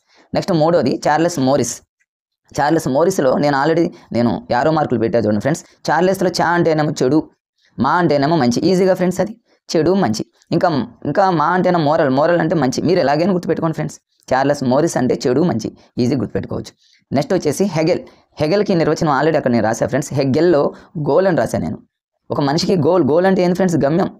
ఈజీగా ఫ్రెండ్స్. ఒకవేళ ఇంకో విధంగా ఎలా గుర్తుపెట్టుకుంటారంటే మరి హెగెల్లో మరి గెలవటం అని గుర్తుపెట్టుకోండి. గెలవాలి అంటే ఏం చేయాలంటే మన గమ్యాన్ని చేరుకుంటే మనం గెలిచినట్టే. మీరు ఎలాగైనా గుర్తుపెట్టుకోండి. హెగెల్లో గోల్ అంటే గమ్యం అని గుర్తుపెట్టుకోండి. హెగెల్లో గెలవటం అంటే మన గమ్యాన్ని చేరుకుంటే గెలవటమే. Next friends H M Johnson. జనరల్గా మీరు చూస్తూ ఉంటారు, ఏ స్కూల్లోనైనా సరే హెచ్ఎం ఉంటారు. ఆ హెచ్ఎం ఏం చేస్తాడు? సాధారణమైనటువంటి ప్రమాణాలను ఫాలో అవుతారు. కొన్ని జనరల్ మెజర్మెంట్స్ని ఫాలో అవ్వాలి హెచ్ఎం. అలాగే గుర్తుపెట్టుకోండి. లేకపోతే జాన్సన్ అంటే మీరు ఎలా గుర్తుపెట్టుకుంటారంటే జీ ఫర్ జనరల్ అని గుర్తుపెట్టుకోండి. మీ ఇష్టం ఎలాగైనా గుర్తుపెట్టుకోండి. జాన్సన్లో జీ ఉంది, జనరల్ మెజర్మెంట్స్ అని గుర్తుపెట్టుకోండి. హెచ్ఎం మంచి సాధారణమైన ప్రమాణాలు, జనరల్ మెజర్మెంట్స్ని ఫాలో అవుతారని గుర్తుపెట్టుకోండి. నెక్స్ట్ చూడండి ఫ్రెండ్స్, కన్నింగ్ హోమ్ అనే పదాన్ని గుర్తుపెట్టుకోండి. మీరు హోమ్ అంటే ఇల్లు అనగానే మీకు ఏం గుర్తుకు రావాలంటే జనరల్గా మీరు ఇక్కడ ఎలా గుర్తుపెట్టుకుంటారంటే ఇంట్లో ఉండి కూడా ఈ రోజుల్లో వాళ్ళ టాలెంట్ని ఉపయోగించి మరి యూట్యూబ్ ద్వారా కావచ్చు, లేకపోతే ఇంకా వేరే ఏదైనా టెక్నాలజీని ఉపయోగించుకుంటూ ఇంట్లో ఉండి కూడా వాళ్ళకున్నటువంటి విద్య అనే జ్ఞానంతో లక్షలు సంపాదించవచ్చని గుర్తుపెట్టుకోండి ఫ్రెండ్స్. కన్నింగ్ హోమ్ అనగానే మీరు వెంటనే ఏం గుర్తుపెట్టుకోవాలంటే హోమ్ అంటే ఇంట్లో ఉండి మనం ఏం చేస్తాం ఫ్రెండ్స్? మన విద్యను ఉపయోగించి లక్షలు సంపాదించవచ్చు అనేటటువంటి. అలాగే నెక్స్ట్ వచ్చేసి ఫ్రెండ్స్ జేఎస్ బ్రూచర్. ఇక్కడ జేఎస్ బ్రూచర్ని ఎలా గుర్తుపెట్టుకుంటారండి ఫ్రెండ్స్? గుర్తుపెట్టుకోండి, బ్రూచర్ అంటే బ్రూ కాఫీ అని గుర్తుపెట్టుకోండి. ఈ బ్రూ కాఫీ అనేది మరి గుర్తుపెట్టుకోండి, బ్రూ కాఫీ డైలీ మనం తాగాలి అంటే చాలా డబ్బులు ఖర్చు అవుతుంది, లక్షలు ఖర్చు అవుతుంది అని గుర్తుపెట్టుకోండి. మరి ఆ లక్షలు ఖర్చు అయ్యేటటువంటిది ఎవరి కోసం అంటే వ్యక్తి కోసమే కదా ఫ్రెండ్స్. పైన ఏముంది చూడండి ఫ్రెండ్స్, పైన విద్యా లక్ష్యాలే అన్నాడు. పైన విద్యా లక్ష్యాలే అన్నాడు, కింద వ్యక్తి లక్ష్యాలే అన్నాడు. అంటే విద్యను ఉపయోగించి లక్షలు సంపాదించవచ్చు అనేది హోమ్ అని గుర్తుపెట్టుకోండి. మరి బ్రూ కాఫీ అనేది వ్యక్తికి సంబంధించింది కాబట్టి వ్యక్తి అనేవాడు మరి లక్షలు ఖర్చు చేయాల్సి ఉంటుంది లైఫ్లో, కాబట్టి అలా గుర్తుపెట్టుకోండి. నెక్స్ట్ స్వామి వివేకానందకి సంబంధించి గతంలో ఒక వీడియో చేశాను ఫ్రెండ్స్, అద్భుతమైన వీడియో. ప్రతి లాజిక్, ప్రతి కీవర్డ్ ఒక కోడ్గా, ఒక కొండ గుర్తుగా అందులోనే చెప్పడం జరిగింది. మళ్ళీ ఇక్కడ రావడం జరిగింది. స్వామి వివేకానందలో వా వచ్చింది. వా అంటే వ్యక్తిత్వము. వాడు ఇచ్చిన కీవర్డ్లో చూడండి, వ్యక్తిత్వము. వివేకానందలో వా ఉంది, వ్యక్తిత్వము. మీరు ఆ లాజిక్గా గుర్తుపెట్టుకోవచ్చు ఫ్రెండ్స్. Next Herbert Spencer. మరి హెర్బర్ట్ స్పెన్సర్ని ఎలా గుర్తుపెట్టుకుంటారు? ఇక్కడ ఇంద్రియాలు అనే కీవర్డ్ నేను రౌండ్ చేస్తా చూడండి. హెర్బర్ట్ స్పెన్సర్ని ఎలా గుర్తుపెట్టుకుంటారంటే స్పెన్సర్ అంటే ఇక్కడ మీరు సెన్సార్ ఆర్గాన్స్ అని గుర్తుపెట్టుకోండి. ఈజీగా ఇంద్రియాలు అనేటటువంటి దానికి లింక్ చేసుకోవచ్చు. లేదా హెర్బర్ట్లో హెడ్ అని గుర్తుపెట్టుకోండి. హెడ్ మనకు జ్ఞానేంద్రియాలు ఉన్నాయి ఫ్రెండ్స్, మనకు కన్ను, చెవి ఇట్లా. మరి హెడ్ను కూడా మనకు ఒక ఇంద్రియం, ఒక జ్ఞానేంద్రియం అని గుర్తుపెట్టుకోండి, లాజిక్గా గుర్తుపెట్టుకోండి. Next friends Socrates. గతంలో దీని మీద కూడా వీడియో చేశా ఫ్రెండ్స్. సోక్రటీసు అంటే సోగ్గా ఉన్నారు అంటే అర్థం ఏంటి ఫ్రెండ్స్? వాళ్ళు మంచి సుగుణాలు అయి ఉంటేనే, ఒక మంచి గుణవంతురాలు అయితేనే వాళ్ళు సోగ్గా ఉన్నారు అని అంటూ ఉంటాం. అలా గుర్తుపెట్టుకోండి ఫ్రెండ్స్. నెక్స్ట్ వచ్చేసి రూసోని ఎలా గుర్తుపెట్టుకుంటారని ఫ్రెండ్స్? రూసోని రివర్స్ రాస్తే సార్ అవుతుంది. చూడండి ఫ్రెండ్స్, రూసోని రివర్స్ రాస్తే సార్. మరి సార్ అనేటటువంటి ఆయన ఎప్పుడైనా సరే పిల్లల్ని ఏం చేస్తారంటే ఆకలింప చేసుకుంటాడు స్కూళ్ళల్లో. మరి టీచర్ అని ఆయన పిల్లల్ని ఆకలింప చేసుకుంటాడనే దాన్ని గుర్తుపెట్టుకోండి. లేదా ఇంకో విధంగా ఎలా గుర్తుపెట్టుకుంటారంటే రూసోలో రష్ అని గుర్తుపెట్టుకోండి. రష్ అని ఎలా గుర్తుపెట్టుకుంటారంటే మరి ఇక్కడ చూడండి, ఆకలి. చూడండి, మనకి బాగా ఆకలేసింది అనుకోండి, మనం ఎక్కడైనా ఫంక్షన్ హాల్కి ఎక్కడికి వెళ్తాం, అక్కడ ఎలా ఉంటుంది? ఎక్కువగా రష్గా ఉంటుందని గుర్తుపెట్టుకోండి. మీ ఇష్టం ఫ్రెండ్స్, మీరు ఎలాగైనా గుర్తుపెట్టుకోండి. రూసోని రివర్స్ రాస్తే సార్ పిల్లల్ని ఆకలింప చేసుకుంటాడు. లేదా రూసోలో జనరల్గా రెండింటిని కలిపితే రష్ అనగానే ఆకలి అని. మీ ఇష్టం ఎలాగైనా గుర్తుపెట్టుకోండి ఫ్రెండ్స్. నెక్స్ట్ వచ్చేసి జీన్ పాల్ సారే. దీన్ని మీరు ఎలా గుర్తుపెట్టుకుంటారంటే ఫ్రెండ్స్ చూడండి, జీన్ పాల్. మరి ఇక్కడ దీన్ని ఎలా గుర్తుపెట్టుకుంటారంటే సారే అనే పదాన్ని సారా అని గుర్తుపెట్టుకోండి. సారా అనగానే మీరు చూడండి, మనకు స్వాతంత్రం వచ్చిన ఇన్ని సంవత్సరాలు కూడా సారా అనేది ఏరులై పారుతుంది అనే లాజిక్గా మీరు గుర్తుపెట్టుకోండి ఫ్రెండ్స్. ఈ విధంగా మీరు నిర్వచనాలని చాలా ఈజీగా గుర్తుపెట్టుకోవచ్చు. నెక్స్ట్ వచ్చేసి ఈ విలువల విద్య మీదనే ఇంకా ఎలాంటి బిట్స్ అడుగుతాడంటే చూడండి, గతంలో చాలాసార్లు అడిగినటువంటి బిట్స్ ఏంటంటే ఇంకా ఇక్కడ చూడండి, మరి ఇక్కడ ఒక ఆయన చెప్పాడు ఫ్రెండ్స్. ఇక్కడ చూడండి, ఆయన పేరు Lord Bacon. This is very important. ఇవన్నీ important friends. Lord Bacon so మనం ఇక్కడ లార్డ్ బేకన్ని ఎలా గుర్తుపెట్టుకుంటారని ఫ్రెండ్స్? బేకన్ అంటే బేకరీ అని గుర్తుపెట్టుకోండి. నేను ఇక్కడ ఆల్రెడీ రాశాను ఫ్రెండ్స్, స్క్రీన్ షాట్ తీసుకోండి. బేకరీలో ఉన్నటువంటి ఆయన ఏదైనా సరే తన ఆధీనంలో ఉంచుకుంటాడు ఏదైనా గుర్తుపెట్టుకోండి, లార్డ్ బేకన్. లేదా ఇంకో విధంగా ఎలా గుర్తుపెట్టుకుంటారని ఫ్రెండ్స్?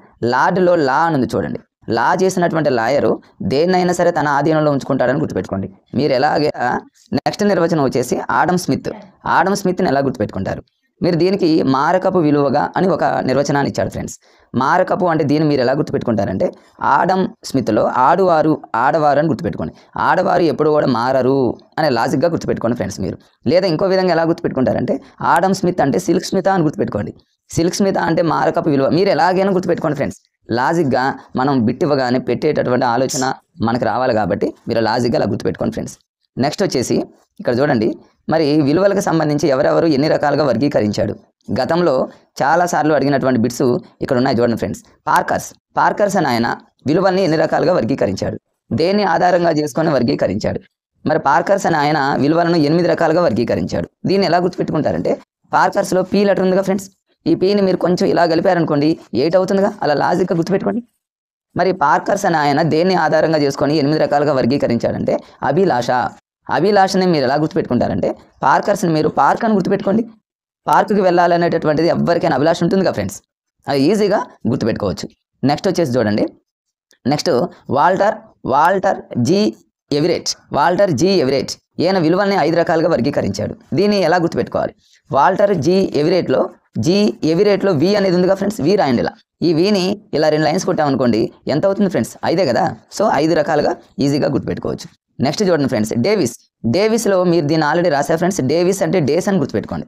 వీక్కి 7 డేస్ కాబట్టి 7 రకాలని గుర్తుపెట్టుకోండి. నెక్స్ట్ చూడండి ఫ్రెండ్స్, ఎస్జే దవీస్ అంటే మీరు దాన్ని కొంచెంసేపు డా అనుకుంటే డజను అని గుర్తుపెట్టుకోండి. 12 రకాలని గుర్తుపెట్టుకోండి ఫ్రెండ్స్. ఎలా గుర్తుపెట్టుకుంటారండి ఫ్రెండ్స్ చూడండి, ఎన్సీఈఆర్టీ విలువలను ఎన్ని రకాలుగా వర్గీకరించింది మీరు ఎలా గుర్తుపెట్టుకుంటారంటే చూడండి, ఎన్సీఈఆర్టీలో నేను ఈ అనే లెటర్ని తీసుకున్నాను. ఫస్ట్ ఈ అనే లెటర్ని, తర్వాత వచ్చేసి సి అనే లెటర్ని తీసుకోండి ఫ్రెండ్స్. ఎన్సీఈఆర్టీలో సి అనే లెటర్ని తీసుకున్నా, తర్వాత ఆర్ అనే లెటర్ని తీసుకున్నాను. సి అంటే ఎంత ఫ్రెండ్స్ 3, ఆర్ అంటే ఎంత ఫ్రెండ్స్ 8. మీరు ఇలా రివర్స్కి చదువుకోండి, 83. అంటే ఫస్ట్ మీరు ఆర్ని తర్వాత సిని తీసుకున్నారనుకోండి ఫ్రెండ్స్, ఆర్సి తీసుకున్నారనుకోండి, ఆర్ అంటే 8 అంటే దీన్ని కొంచెం కలిపితే 8 లాగా వస్తుంది. సి అంటేనే 3, 83. ఎన్సీఆర్టీ వారు విలువలని ఎన్ని రకాలుగా వర్గీకరించారంటే 83 అనే విషయం ఈజీగా గుర్తుపెట్టుకోవచ్చు ఫ్రెండ్స్. ఆల్రెడీ నేను ఇక్కడ రాశాను, వీలుంటే స్క్రీన్ షాట్ తీసుకోండి ఫ్రెండ్స్. నెక్స్ట్ వచ్చేసి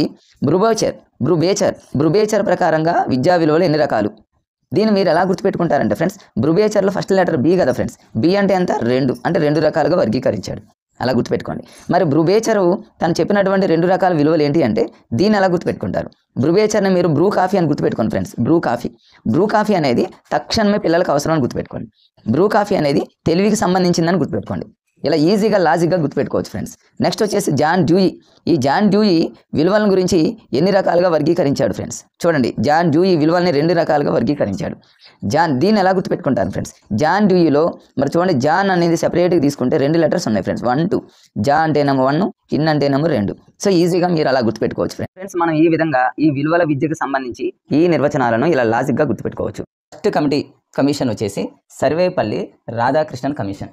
దీన్ని మనం ఎలా గుర్తుపెట్టుకోవాలి. ఫస్ట్ మనం ఇయర్ గుర్తుపెట్టుకోవాలి. ఇయర్ వచ్చేసి 1948ని మనం ఎలా గుర్తుపెట్టుకుంటాము అంటే రాధాకృష్ణన్ కమిషన్ని మనం ఇంగ్లీష్లో ఆర్ అనే లెటర్ ఫస్ట్ మనం రాస్తాం. ఆర్ని కింద కొంచెం కలిపితే అది 8 లాగా వస్తుంది. కాబట్టి చూడండి 1948 అనేది ఇయర్ మనకి ఈజీగా గుర్తుంటుంది. సో సర్వేపల్లి రాధాకృష్ణన్ కమిషన్ని మనం ఎలా గుర్తుపెట్టుకోవచ్చు అంటే ఫస్ట్ లెటర్ ఆర్ కాబట్టి ఆర్ అంటే 8 లాగా ఉంది కాబట్టి 1948 అలా గుర్తుపెట్టుకోండి. నెక్స్ట్ దీంట్లో ఉన్నటువంటి సిఫార్సులు, దీనికి ఒక కోడ్ ఏంటంటే మురారి అని గుర్తుపెట్టుకోండి. మురారి అంటే రాధాకృష్ణ అనగానే మనకు మురారి జనరల్గా మూవీ కూడా ఉంది. సో రాధాకృష్ణుడు మనకి ఈజీగా మురారి గుర్తొస్తుంది. సో ఇందులో మురారిలో ఎం అంటే 2 పదాలు ఉన్నాయి ఫ్రెండ్స్. ఎం అంటే ఒకటి మదర్ టంగ్ అంటే మాతృభాషలో బోధించాలి. రెండవ ఎం అంటే మోరల్ నీతి కానీ మాతృభాష కానీ ఈ 2 కీవర్డ్స్ మనకు కనిపిస్తే అది సర్వేపల్లి రాధాకృష్ణన్ కమిషన్ అని ఈజీగా గుర్తుపెట్టుకోండి. సో నెక్స్ట్ యు అంటే యూనివర్సిటీ, తర్వాత వచ్చేసి ఆర్ అంటే రీసెర్చ్, నెక్స్ట్ ఏ అంటే అగ్రికల్చర్ ఎడ్యుకేషన్ విద్య, నెక్స్ట్ లాస్ట్ది ఈ అంటే ఎగ్జామ్స్ని ఎప్పటికెప్పుడు మార్పు అంటే ఎగ్జామ్లో చేంజెస్ అనమాట. సో ఫ్రెండ్స్, మనం సర్వేపల్లి రాధాకృష్ణన్ కమిషన్ అనగానే ఫస్ట్ ఇయర్ని గుర్తుపెట్టుకోవాలి. ఇయర్ని ఎలా గుర్తుపెట్టుకుంటాము. రాధాకృష్ణన్లో ఫస్ట్ లెటర్ ఆర్ కాబట్టి ఆర్ అంటే 8 లాగా కింద కొంచెం కలిపితే 8 లాగా కనిపిస్తుంది కాబట్టి 1948 ఈజీగా గుర్తుంటుంది. మరి దీంట్లో ఉన్న సిఫార్సులు ఏంటంటే రాధాకృష్ణుడు ఇద్దరు ఉన్నారు కాబట్టి మురారి గుర్తుపెట్టుకోండి. మురారి ఎం అంటే మదర్ టంగ్, ఇంకొక ఎం అంటే మోరల్, రెండోది యు అంటే యూనివర్సిటీ, ఆర్ అంటే రీసెర్చ్ అని గుర్తుపెట్టుకోండి. ఏ అంటే అగ్రికల్చరల్ ఎడ్యుకేషన్ అని గుర్తుపెట్టుకోండి. తర్వాత ఆర్ని వదిలేయండి, అవసరం లేదు. ఈ అంటే ఎగ్జామ్స్లో చేంజెస్, అంటే ఎగ్జామ్స్ చేంజెస్ అని గుర్తుపెట్టుకోండి. So that is Sarvepalli Radhakrishnan commission. ఇప్పుడు మనం రెండవది అయినటువంటి బిజీ కేర్ కమిటీ. ఫస్ట్ మనం బిజీ కేర్ కమిటీలో ఇయర్ని గుర్తుపెట్టుకోవాలి. ఇయర్ని ఎలా గుర్తుపెట్టుకుంటాము అంటే, నేను బిజీ కేర్ కమిటీలో 2 పదాలు తీసుకున్నా, ఒక కోడ్గా కొండ గుర్తుగా 2 పదాలను తీసుకున్నా. బిజీ అంటే బిజీ, బీజీ అంటే బిజీ అని తీసుకున్నా. కేర్ అంటే ఇంగ్లీష్లో కేర్ అని తీసుకున్నా. కేర్ ఎవరిని మనం కేర్గా చూసుకోవాలంటే 1వ తరగతి పిల్లల్ని, ఫస్ట్ క్లాస్ పిల్లల్ని మనం కేర్ చూసుకోవాలి, ఎప్పుడైనా కేర్గా ఉండాలి. సో బిజీ కేర్ కమిటీ అనగానే కేర్ ఎవరితో మనం కేర్గా ఉండాలి, ఎవరిని కేర్గా చూసుకోవాలంటే 1వ తరగతి పిల్లల్ని కేర్గా చూసుకోవాలి. కాబట్టి 1951 అని గుర్తుపెట్టుకోండి. అలానే మరి ఈ 5 కూడా ఎలా గుర్తుంటుందంటే అది గుర్తుపెట్టుకోవచ్చు. ఎవరిని అంటే ఫస్ట్ క్లాస్ వాళ్ళని కేర్గా ఉండాలి, అదేవిధంగా 5th క్లాస్ వాళ్ళని అంటే టోటల్గా ప్రైమరీ సెక్షన్ పిల్లల్ని 1 నుంచి 5 వరకు పిల్లల్ని మనం కేర్గా ఉంచాలనేటటువంటి విషయం గుర్తుపెట్టుకోండి. నెక్స్ట్ బిజీ అనేటటువంటి కోడ్ని నేను ఎందుకు తీసుకున్నానంటే, బిజీ ప్రస్తుతం రాష్ట్ర ప్రభుత్వాలు చాలా బిజీగా ఉన్నాయి కాబట్టి పాఠశాలల్ని అభివృద్ధి చేయడానికి రాష్ట్ర ప్రభుత్వాలు కాకుండా స్థానిక సంస్థలకు అప్పచెప్పిందని గుర్తుపెట్టుకోండి. రాష్ట్ర ప్రభుత్వాలు బిజీగా ఉన్నాయి కాబట్టి మరి ఎడ్యుకేషన్ సిస్టమ్ మొత్తం కూడా స్థానిక సంస్థలకు అప్పచెప్పింది. మీరు అలా గుర్తుపెట్టుకోండి. సో ఇక్కడ రాష్ట్ర ప్రభుత్వాలు కాకుండా స్థానిక సంస్థలకు మరి విద్యా వ్యవస్థను అప్పచెప్పింది అంటే మీరు వెంటనే ఏం గుర్తుపెట్టుకోవాలి, రాష్ట్ర ప్రభుత్వాలు బిజీగా ఉన్నాయి కాబట్టి బిజీ కేర్ కమిటీ అని గుర్తుపెట్టుకోండి. నెక్స్ట్ కమిషన్ వచ్చేసి మొదలియార్ కమిషన్. మొదలియార్ కమిషన్కి మరొక పేరు సెకండరీ విద్యా కమిషన్. దీన్ని చాలా ఈజీగా గుర్తుపెట్టుకోవచ్చు ఫ్రెండ్. మొదలియార్ అంటేనేమో మొదట, తర్వాత వచ్చేది ఏంటి సెకండ్, ఫస్ట్ సెకండ్, దాని నేమ్ ఇంకొక పేరు అనమాట, ఈజీగా గుర్తుపెట్టుకోవడానికి. మొదలియార్ కమిషన్, దానికి అదర్ నేమ్ వచ్చేసి సెకండరీ విద్యా కమిషన్. ఇయర్ అందరికీ తెలిసినటువంటి ఇయరే అయినా సరే గుర్తుపెట్టుకోవచ్చు. మొదలియార్ అంటే మనం ఆర్డర్లో రాసుకుంటే 1, 2, 3 అని రాస్తాం. సో అందులో ఫస్ట్ 1ని క్యాన్సిల్ చేస్తే 2, 3, కాబట్టి 1952 to 1953 అని గుర్తుపెట్టుకోండి. సో మొదలియార్ కమిషన్ 1952 to 53 జనరల్గా అందరికీ తెలిసినటువంటి ఇయర్ ఫ్రెండ్, అది మనం మర్చిపోవడానికి అవకాశం కూడా లేదు. మరి ఇక్కడ 1952 to 53 ఉంది. మనకి ఇక్కడ ఉన్నటువంటి సిఫార్సులు ఏంటంటే 5+3, 4, 3 అంటాం. 5+3 + 4 + 3 విద్యా విధానం ఉండాలని చెప్పింది మొదలియార్ కమిషన్. దీన్ని ఎలా గుర్తుపెట్టుకోవాలి? 5-3-4-3 అంటే మీరు చూడండి ఫ్రెండ్స్, 1952-53లో ఈ 5-3ని స్టార్టింగ్లో తీసుకోండి. 5-3 స్టార్టింగ్లో తీసుకున్నా. నెక్స్ట్ వచ్చేసి 4-3 గుర్తుపెట్టుకోండి. 5-3-4-3 మధ్యలో ఉన్నటువంటి 3+4ని మనం యాడ్ చేస్తే 3+4 7. ఆ 7 ఇయర్స్, ఆ 7 సంవత్సరాల కాలాన్ని ఏమంటారంటే మాధ్యమిక విద్య అంటారు. సో వాడు ఎగ్జామ్లో అడిగితే దాదాపుగా 5-3-4-3 విద్యా విధానాన్ని తీసుకొచ్చింది ఎవరంటే మొదలియార్ కమిషన్. మరి మొదలియార్ కమిషన్ను ఏ సంవత్సరంలో వచ్చిందంటే 1952 to 53. 1952 to 53లో వచ్చిన మొదలియార్ కమిషన్ యొక్క సిఫార్సు ఏంటి అంటే 5-3-4-3. అది ఎలా గుర్తుంటుంది? 5-3 ఆల్రెడీ తెలుసు కాబట్టి కంటిన్యూషన్గా 4-3 అని గుర్తుపెట్టుకోండి. నెక్స్ట్ ఇంకోటి ఇంపార్టెంట్ ఏంటంటే, మరి మొదలియారు ఏ యూనివర్సిటీకి చెందిన వ్యక్తి? అందులోనే ఉందిగా ఫ్రెండ్, మొదలియార్లో మా ఉంది, మద్రాసులో మా ఉంది. మొదలియార్ కమిషను మరి ఆ మొదలియార్ అనేటటువంటి ఆయన మద్రాస్ యూనివర్సిటీకి చెందిన ఆయన అనే విషయం కూడా మీరు గుర్తుపెట్టుకోవచ్చు. నెక్స్ట్ కమిషన్ వచ్చేసి చాలా చాలా important, Kothari commission. Kothari commission వచ్చేసి 1964 to 66 అందరికీ తెలిసిందే, అయినా తెలియదు కొంతమందికి. మరి అలాంటి వాళ్ళకి ఈ కోడ్ ఏంటంటే, మరి ఎప్పుడైనా చూడండి జనరల్గా 4-6 అంటే 4లు కొడతారు, 6లు కొడతారని గుర్తుపెట్టుకోండి. అంటే కొట్టారిలో నేను 2 కీవర్డ్స్ తీసుకుంటున్నా.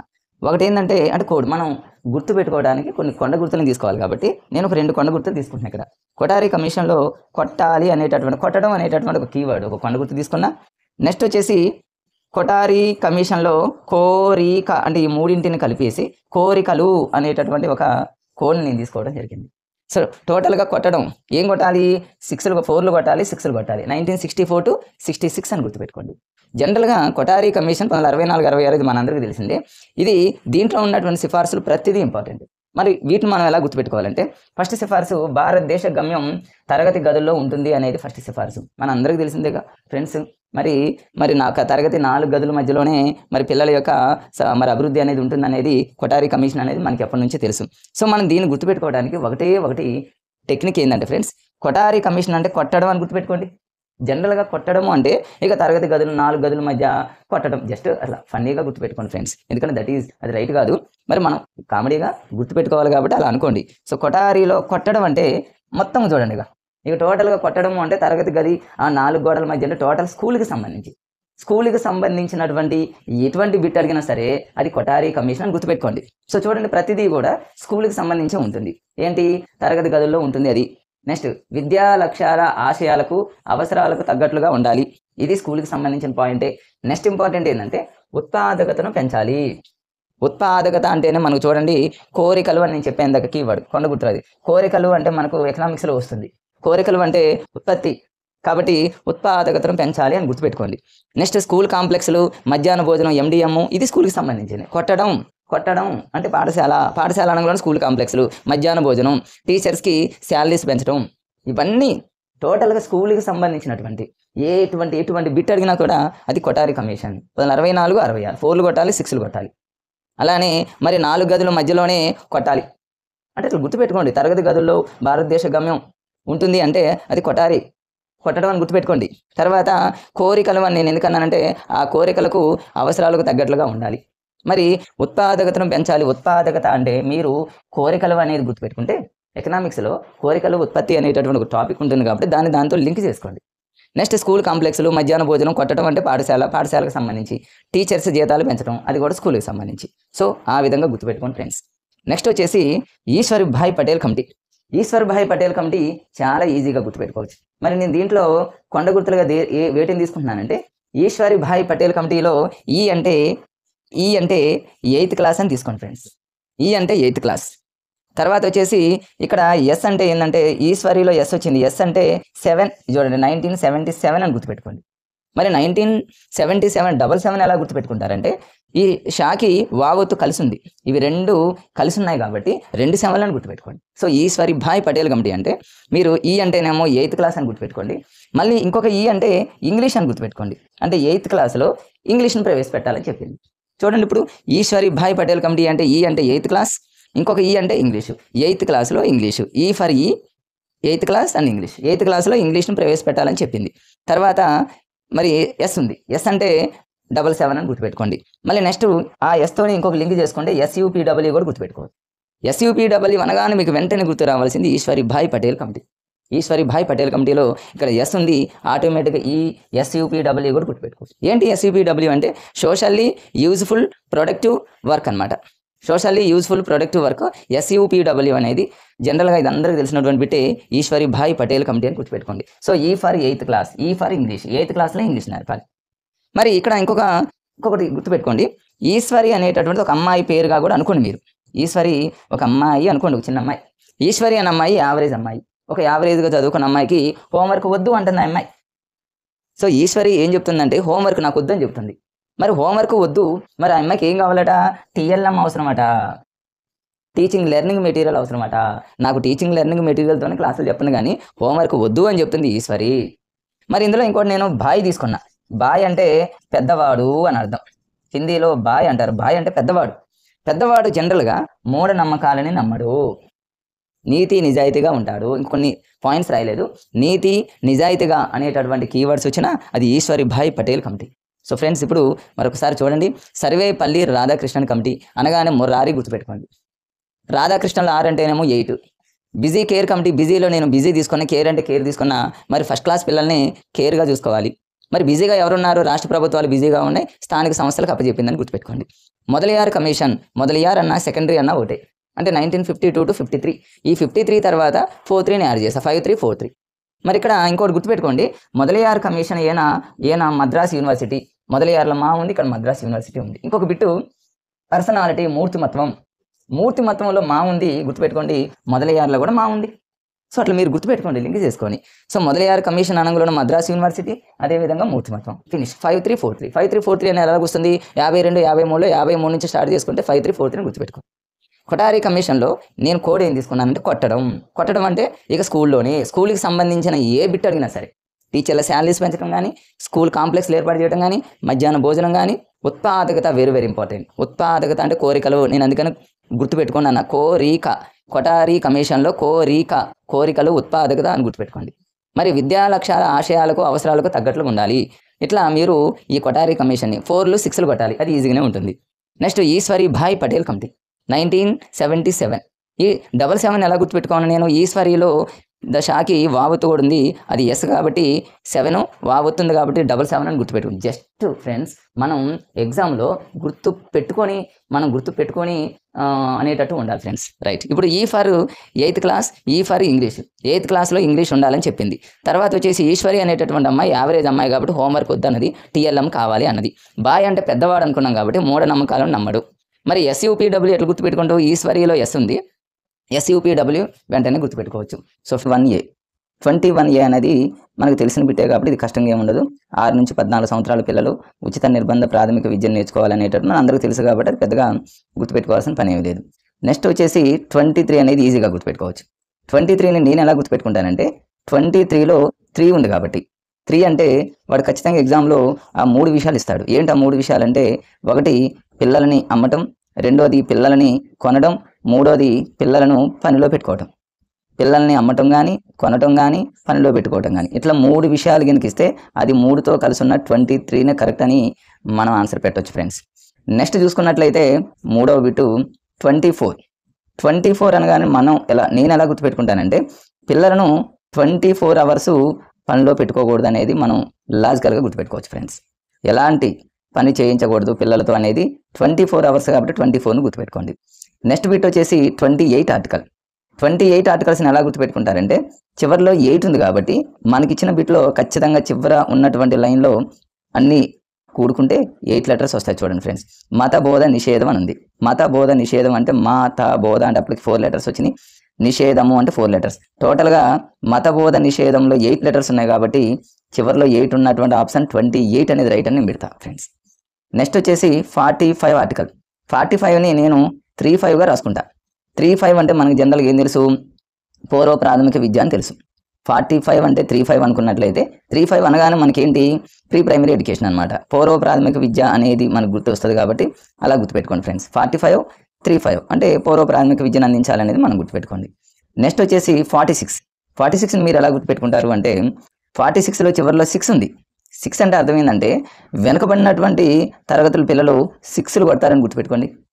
6లు కొట్టేది ఎవరంటే వెనకబడినటువంటి తరగతుల పిల్లలు ఇప్పుడు ఏ ఎగ్జామ్ చూసుకున్నా సరే 6లు కొడుతున్నారని గుర్తుపెట్టుకోండి. సో మనకి 46ని అలా లాజికల్గా గుర్తుపెట్టుకోండి ఫ్రెండ్స్ అంతే. నెక్స్ట్ వచ్చేసి 51A. 51Aని ఎలా గుర్తుపెట్టుకుంటారంటే, 6 నుంచి 14 సంవత్సరాల పిల్లలను బడికి పంపించడం తల్లిదండ్రుల బాధ్యత. దీన్ని నేను ఎలా గుర్తుపెట్టుకుంటా, 51 అంటే ఎవరండి, 50 ఇయర్స్ దాటినటువంటి వృద్ధులు అని అర్థం.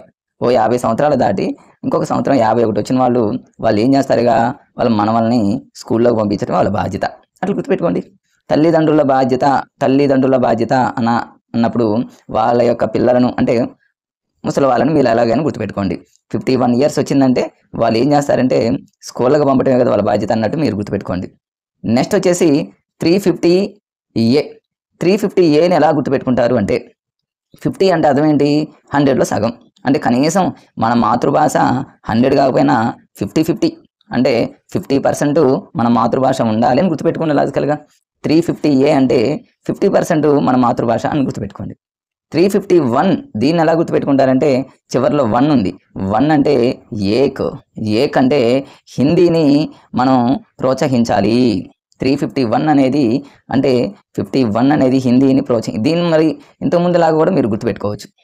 అలాగే మనం నెక్స్ట్ ఆర్టికల్ చూసుకున్నట్లయితే ఆర్టికల్ 29-30ని మనం ఎలా గుర్తుపెట్టుకోవాలి అంటే, ఇది మైనారిటీలకు విద్యా సంస్థలను స్థాపించి నడిపేటటువంటి హక్కు అని మనం దీన్ని లాజిక్గా ఎలా గుర్తుపెట్టుకుంటామంటే, జనరల్గా చూడండి 29-30 అనేది మంత్లో చివరి 2 రోజులు అని గుర్తుపెట్టుకోండి. మంత్లో చివరి 2 రోజులు ఇక మైనారిటీలు విద్యా సంస్థలను నడిపించుకోవడానికి మంత్లో లాస్ట్ 2 రోజులు ఇచ్చిందని గుర్తుపెట్టుకోండి. ఇక మైనారిటీలు విద్యా సంస్థలు స్థాపించిందంటే మంత్లో లాస్ట్ 2 డేస్ అంటే అంటే ఆర్టికల్ 29-30 జస్ట్ లాజిక్ గుర్తుపెట్టుకోండి ఫ్రెండ్స్ అంతే. తర్వాత వచ్చేసి ఇంతకుముందు మనం చదివాం 350A అనేది ఆల్రెడీ వచ్చింది, మాతృభాషలో బోధన 50% అనమాట. ఆర్టికల్ 46 అంటే ఇందా నేను చెప్పా, 6 అంటే 6 కొడుతున్నారు. ఎవరు కొడుతున్నారు, ఎస్సీ పిల్లలు కావచ్చు, ఎస్టీ పిల్లలు కావచ్చు, బలహీన వర్గాలకు చెందినటువంటి వాళ్ళు ఎవరైనా సరే 6 కొడుతున్నారని గుర్తుపెట్టుకోండి. 46 అనేది మీరు అలా గుర్తుపెట్టుకోండి.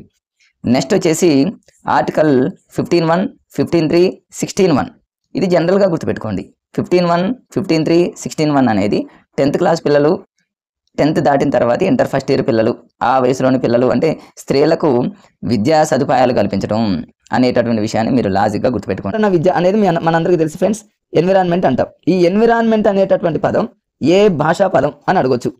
లేకపోతే ఈ పర్యావరణ విద్యకు సంబంధించి ఈజే రాన్ ఏ విధంగా నిర్వచనం చెప్పారు, లేకపోతే జెస్ బర్డ్ ఇచ్చినటువంటి డెఫినేషన్ ఏంటి, యునెస్కో వారు ఇచ్చినటువంటి నిర్వచనం ఏంటి, యుఎన్ఓ వారు ఇచ్చినటువంటి నిర్వచనం ఏంటి, ఇట్లా మరి గతంలో మరి ఇంకా ఫ్రెండ్స్ అనాస్తసి వారు ఇచ్చిన నిర్వచనం, ఇలియట్, తర్వాత బజాతి ట్రావెన్సో, ఇట్లా వీళ్ళందరూ ఇచ్చినటువంటి నిర్వచనాలు గతంలో ఇచ్చాడు కాబట్టి ఫ్రెండ్స్ మనం వీటిని చాలా లాజిక్గా మరి మనం నేర్చుకుందాం. సో ఫస్ట్ వచ్చేసి మరి మనం చదివేటప్పుడే ఫ్రెండ్స్ ఓ లాజిక్ని కనుక మనం అప్లై చేసినట్లయితే మరలా చదివేటటువంటి అవకాశం ఉండదు. కాబట్టి ఇప్పుడు చూడండి మనం దీన్ని ఎలా నేర్చుకోవచ్చు.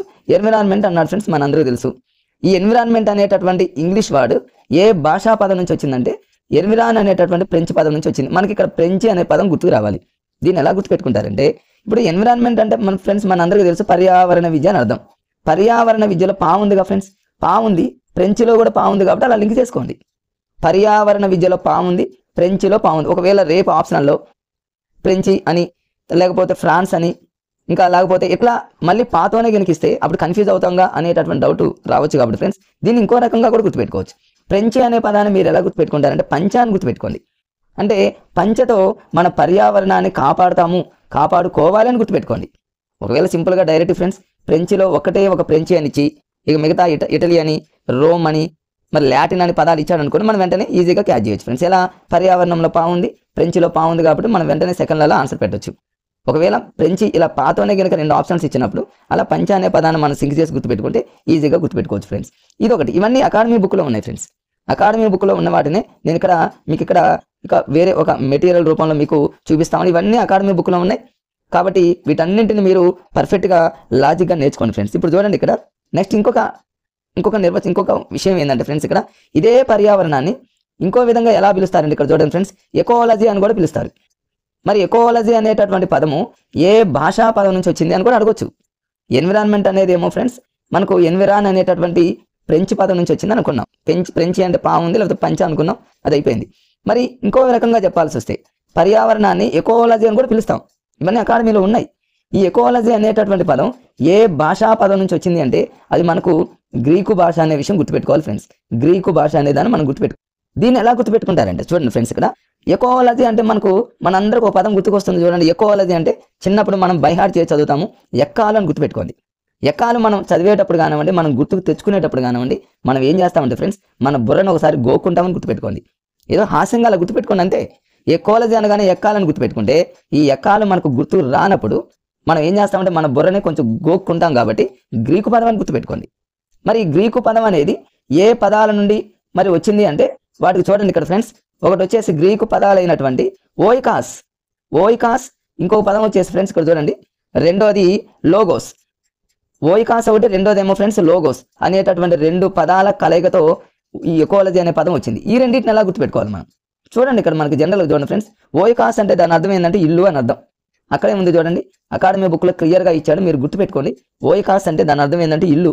లోగోస్ అంటే మన అందరికీ తెలుసు ఫ్రెండ్స్, లోగోస్ అంటే శాస్త్రం మరియు తెలియజేసేదని అర్థం. మనకి జనరల్గా సైన్స్ మెథడాలజీలో ఉంది, గుర్తుపెట్టుకుంటాం. ఇక్కడ మనం ప్రత్యేకంగా చదవాల్సింది ఏంటంటే ఓయికాస్ అంటే ఇల్లు. దీన్ని ఎలా గుర్తుపెట్టుకుంటారంటే ఇంట్లో ఉన్న వాళ్ళు సహజంగా ఏం చేస్తారంటే పల్లెటూళ్ళలో మీరు గమనించండి ఫ్రెండ్స్, ఓయ్ అని పిలుస్తుంటారు, ఓ ఇట్రా అని పిలుస్తూ ఉంటారు. అట్లా మీరు గుర్తుపెట్టుకోండి. లేకపోతే ఓయికాస్ అంటే ఓ వికాస్, ఏదో పిల్లవాడి పేరు ఓ వికాస్ అని ఇంట్లో నుంచి పిలుస్తున్నారు అన్నట్టు మీరు హాస్యంగా గుర్తుపెట్టుకుంటే ఇక మీకు 100% మీకు బ్రెయిన్లో గుర్తుంటుంది ఫ్రెండ్స్. ఎకోలాజీ అనగానే ఎక్కాలు అని గుర్తుపెట్టుకోండి. ఎక్కాలు గుర్తుకు రానప్పుడు మన బ్రెయిన్ గోక్కుంటామని గుర్తుపెట్టుకోండి. ఇది 2 పదాలు అంటేనేమో ఓయికాస్, రెండోదేమో లోగోస్. ఈ లోగోస్ అంటేనేమో లోగోస్ అనగానే మనకు గుర్తొచ్చింది, మనకు తెలిసిపోతుంది ఫ్రెండ్స్, ప్రజలు అన్నట్టు, ఇంట్లో ప్రజలు అన్నట్టు గుర్తుపెట్టుకోండి. ఓయికాస్ అనేది అంటే దాని మీనింగ్ ఇల్లు అని గుర్తుపెట్టుకోండి. ఓ వికాస్ అని ఇంట్లో వాళ్ళు పిలుస్తున్నారు అన్నట్టు గుర్తుపెట్టుకోండి. అట్లా హాస్యంగా గుర్తుపెట్టుకోండి ఫ్రెండ్స్. వాటిని ప్రత్యేకంగా మరలా చదివేది ఏమి ఉండదు, ఈజీగానే మనం వాటిని గుర్తుపెట్టుకోవచ్చు. ఇక్కడ డెఫినేషన్స్ ఇంపార్టెంట్. ఈ మ్యాటర్ కంటే కూడా ఇక్కడ విద్యావేత్తలు ఇచ్చినటువంటి నిర్వచనాలను మనం ఈజీ గుర్తుపెట్టుకోవాలి. యుఎన్ఓ అనగానే మన అందరికీ తెలుసు ఫ్రెండ్స్, యునైటెడ్ నేషన్స్ ఆర్గనైజేషన్. మనకి యుఎన్ఓ ఎక్కడుంది అనగానే మనకు మధ్యలో ఎన్ ఉంది కాబట్టి ఫ్రెండ్స్ న్యూయార్క్ అని మనం. సో ఆ విధంగా మనం చూడండి యుఎన్ఓ యునైటెడ్ నేషన్స్ ఆర్గనైజేషన్ అనేది ఎక్కడుంది అనగానే మిడిల్లో ఉన్నటువంటి ఎన్ న్యూయార్క్లో ఉందని మనం జీకేలో మనం జనరల్గా చదువుకున్నాం ఫ్రెండ్స్. మరి ఇక్కడ దీన్ని మనం ఈ నిర్వచనానికి ఎలా గుర్తుపెట్టుకోవాలి? ఇక్కడ దీంట్లో ఉన్నటువంటి కీవర్డ్స్ ఏంటంటే ఫ్రెండ్స్ మీరు గుర్తుపెట్టుకోండి, మానవులు జీవులు అనేటటువంటి కీవర్డ్ గుర్తుపెట్టుకోండి. ఈ మానవులు జీవులు అనే దాన్ని యుఎన్ఓకి లింక్ చేసుకోండి అంతే. ఎలా గుర్తుపెట్టుకుంటారండి ఫ్రెండ్స్? ఇక్కడ చూడండి యుఎన్ఓ అన్నాడు కాబట్టి మధ్యలో ఎన్ అన్నాడు కాబట్టి ఫ్రెండ్స్ ఎన్ని కొంచెం సేపు మీరు ఎం అనుకోండి. ఎం అంటే మ్యాన్ అని గుర్తుపెట్టుకోండి. మ్యాన్ అంటే మనిషి, మనుషులు అన్నట్టు గుర్తుపెట్టుకోండి. యుఎన్ఓని కొంచెం సేపు యుఎంఓ అనుకున్నట్లయితే ఎం అంటే మ్యాన్ అని గుర్తుపెట్టుకోండి. మ్యాన్ అంటే మనుషులు, అదేవిధంగా జీవులు రెండింటితో మనం గుర్తుపెట్టుకోవచ్చు అనే విషయంగా మనం ఆ విధంగా మనం గుర్తుపెట్టుకుంటే ఫ్రెండ్స్ ఈజీగానే గుర్తుంటుంది. ఇంకా మీరు వేరే మీకు ఇంకేమన్నా తెలిసిన విధంగా ఏమైనా కోర్స్ ఉంటే మీరు అప్లై చేసుకోండి. బట్ మీరు ఇక్కడ గుర్తుపెట్టుకోవాల్సిన కీవర్డ్స్ ఏంటంటే ఫ్రెండ్స్ మానవులు, జీవులు. దీన్ని యుఎన్ఓకి లింక్ చేసుకోండి. సరే, నెక్స్ట్ వచ్చేసి ఫ్రెండ్స్ ఈజే రాన్. దీన్ని ఎలా గుర్తుపెట్టుకో, దీన్ని రకరకాల గుర్తుపెట్టుకోవచ్చు ఫ్రెండ్స్. మేము ఎలా గుర్తుపెట్టుకున్నామంటే ఈజే రాన్ అంటే రాను అంటూ ఉంటారు కదా. ఏంటి రాను అంటే బాహ్య శక్తులు. బాహ్య శక్తులు అంటే బయట ఎవరైతే ఉన్నారో వాళ్ళ ఇంట్లోకి రాను అంటున్నారని గుర్తుపెట్టుకోండి. బాహ్య శక్తులు అంటే అర్థమైందంటే ఫ్రెండ్స్ బయట ఎవరైతే వ్యక్తులు శక్తులు ఉన్నాయో అవి ఇంట్లోకి రాను అంటున్నాయి అన్నట్టు మీరు గుర్తుపెట్టుకోండి. ఇది ఒక రకంగా గుర్తుపెట్టుకోవచ్చు. ఇంకో విధంగా ఎలా గుర్తుపెట్టుకుంటారు ఫ్రెండ్స్, ఇక్కడ చూడండి. ఈ అంటే ఎఫెక్ట్ అని గుర్తుపెట్టుకోండి. ఎఫెక్ట్ అంటే ప్రభావితము అట్లా అని గుర్తుపెట్టుకోండి. మీరు ఈ విధంగా గుర్తుపెట్టుకున్నట్లయితే ఫ్రెండ్స్ ఈ రెండిట్లో ఏదో ఒక లాజిక్ అనేది మీ బ్రెయిన్కి సింక్ అవుతుంది. ఖచ్చితంగా 4 ఆప్షన్లో ఒక బిట్ని 100% మీరు గుర్తించేటటువంటి అవకాశం ఉంటుంది. కాబట్టి ఇలా గుర్తుపెట్టుకోవడానికి ట్రై చేయండి ఫ్రెండ్స్. ఈ అంటేనేమో ఎఫెక్ట్, ప్రభావితం, లేదా రాన్ అంటే ఆ బాహ్యంగా ఉన్నటువంటి శక్తులు ఇంట్లోకి రాను అంటనే అన్నట్టు గుర్తుపెట్టుకోండి. మానవులు, జీవులు అంటేనేమో యుఎంఓ అనుకున్నట్లయితే కొంచెం సేపు ఎం అంటేనేమో మ్యాన్ అని గుర్తుపెట్టుకోండి. నెక్స్ట్ వచ్చేసి ఫ్రెండ్స్ చూడండి పి జెస్ బర్డ్. ఈ జెస్ బర్డ్ మీరు ఎలా గుర్తుపెట్టుకుంటారు? బర్డ్ అంటే పక్షి, మన అందరికీ తెలుసు కదా ఫ్రెండ్స్. పక్షులు అనేవి సహజంగా చూడండి ఫ్రెండ్స్ ప్రత్యక్షంగా అవి ప్రభావితం అవుతాయని గుర్తుపెట్టుకోండి. అంటే బాడ్ అనగానే మనం ఏం గుర్తుపెట్టుకోవాలంటే ప్రత్యక్షంగా. ఇప్పుడు జెస్ బర్డ్ అన్నాడు. జెస్ బర్డ్ అంటే జెస్ని మీరు జన్ బర్డ్ అన్నట్టు గుర్తుపెట్టుకున్నట్లయితే జనము, పక్షులు వీళ్ళంతా కూడా ప్రత్యక్షంగా ప్రభావితం అవుతారని గుర్తుపెట్టుకోండి. ఇంక వెంటనే ఫ్రెండ్స్ నాకు తెలిసి మీకు బాడ్ అనగానే పక్షి అనేది గుర్తొస్తుంది. పక్షి అనగానే మీకు ప్రత్యక్షం. ఇంకా లేకపోతే పి అంటే ప్రత్యక్షం అని గుర్తుపెట్టుకోండి. ప్రత్యక్షంలో పా ఉంది, పిలో పా ఉంది. మీరు అలాగైనా గుర్తుపెట్టుకోవచ్చు ఫ్రెండ్స్. బాడ్ అంటే ఏంది ఫ్రెండ్స్? పక్షి. పక్షిలో పా ఉంది, ప్రత్యక్షంలో పా ఉంది. మీరు ఎలాగైనా దీన్ని ఈజీగా గుర్తుపెట్టుకోవచ్చు ఫ్రెండ్స్. Next UNESCO. ఈ యునెస్కోకి సంబంధించినటువంటి నిర్వచనం చాలా ఈజీ ఫ్రెండ్స్, ఎందుకంటే అందులోనే ఉంది. యునెస్కో అంటే మనందరికీ తెలుసు ఫ్రెండ్స్ UNESCO అంటాం. అంటే యునైటెడ్ నేషన్స్ ఎడ్యుకేషనల్ అనే పదం వచ్చింది కాబట్టి విద్యకు సంబంధించి చూడండి ఇక్కడ విద్యా కార్యక్రమం అనేది ఖచ్చితంగా ఉంటుంది.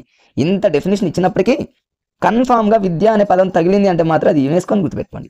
United Nations Educational, Scientific and Cultural Organization. మనకి ఎడ్యుకేషన్ అనే పదం ఉంది కాబట్టి అలా మీరు లింక్ చేసి గుర్తుపెట్టుకోండి ఫ్రెండ్స్, ఈజీగా గుర్తుంటుంది. చాలాసార్లు అడిగినటువంటి బిట్ రీసెంట్గా ఏపీలో జరిగినటువంటి టెట్ టీఆర్టీలో మరి ఆన్లైన్లో జరిగింది కాబట్టి ప్రతి సెషన్లలో ఒక బిట్ అడిగాడు ఫ్రెండ్స్. అనాస్థసి దీని మీద అడిగాడు. అనాస్థసి అనగానే మీరు ఏం గుర్తుపెట్టుకుంటారు ఫ్రెండ్స్? ఇక్కడ అనాస్థసిలో అనా ఉంది, మరి అనువంశికతలో అనా ఉంది అన్నట్టు గుర్తుపెట్టుకోండి. లేదా ఇంకో విధంగా ఎలా గుర్తుపెట్టుకుంటారు ఫ్రెండ్స్ దీన్ని?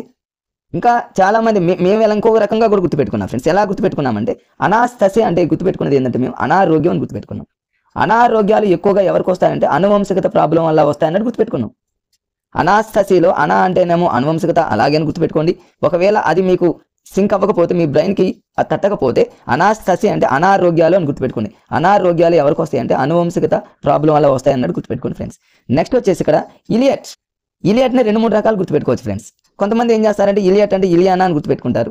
మరి ఇలియానా అనేది చాలా సన్నగా ఉంటుంది కాబట్టి జీవ పదార్థం లేని విధంగా ఉంటుంది అన్నట్టు గుర్తుపెట్టుకోండి. అదొక లాజిక్ ఫ్రెండ్స్.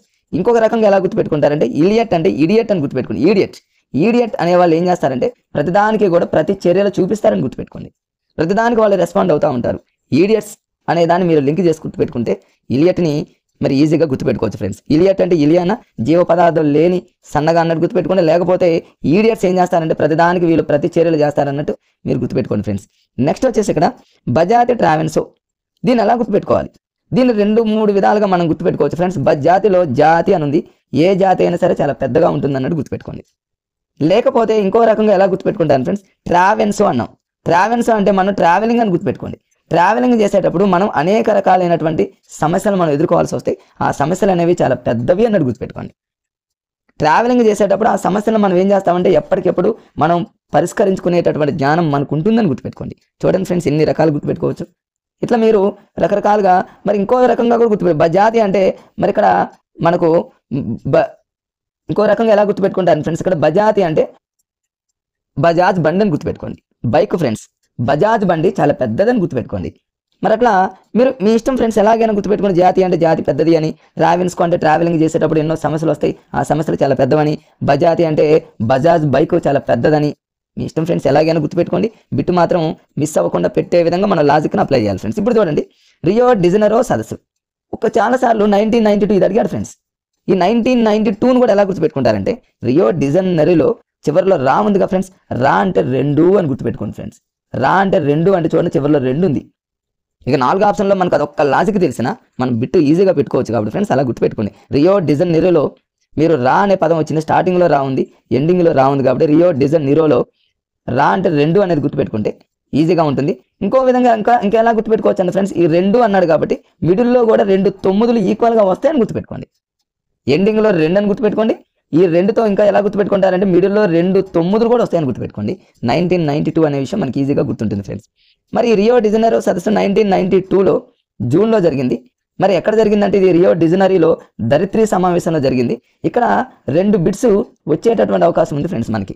ఇక్కడ ఒకటి నెంబర్ 1 ఏంటంటే ఫ్రెండ్స్, ప్రపంచ పర్యావరణ దినోత్సవం కంటిన్యూషన్లో ఉన్నాయి ఫ్రెండ్స్. అవి నేను మరి యాప్లో అప్లోడ్ చేసేటప్పుడు వీటన్నింటిని సీక్వెన్స్గా కంటిన్యూషన్గా అప్లోడ్ చేస్తా. ఇప్పుడు ఏంటంటే ఈ చిన్న వీడియోలో డెఫినేషన్స్ వరకు లాజిక్ ఎలా గుర్తుపెట్టుకోవాలో మీకు చెప్తా ఉన్నా ఫ్రెండ్స్. ఇక్కడ ప్రపంచ పర్యావరణ దినోత్సవం అనేది మనందరికీ తెలుసు ఫ్రెండ్స్. అది జూన్ 5వ తారీఖు అనే విషయం మనందరికీ తెలుసు. మరి జూన్ 5ని మనం ఎలా గుర్తుపెట్టుకోవాలి? ప్రపంచ పర్యావరణ దినోత్సవం జూన్ 5 ఒక్కొక్కసారి గుర్తు రాకపోతే ఈజీగా గుర్తుపెట్టుకోవచ్చు ఫ్రెండ్స్. పర్యావరణంలో పా ఉంది ఫ్రెండ్స్, పా ఉంది. 5ని కూడా మనం 5 అంటే ఫాతోనే కదా మనం రాసేది ఫ్రెండ్స్, అట్లా గుర్తుపెట్టుకోండి. ప్రపంచ పర్యావరణం అనగానే 5 గుర్తుకు రావాలి. మరి జూన్ ఎలా గుర్తుపెట్టుకుంటారంటే 5 తర్వాత వచ్చేది ఎంత ఫ్రెండ్స్? 5 తర్వాత వచ్చేది 6 కాబట్టి 6 5 65 గుర్తుపెట్టు. 6 అంటే జూన్ అర్థం, జూన్ నెల, 5 సరిపోయిందిగా.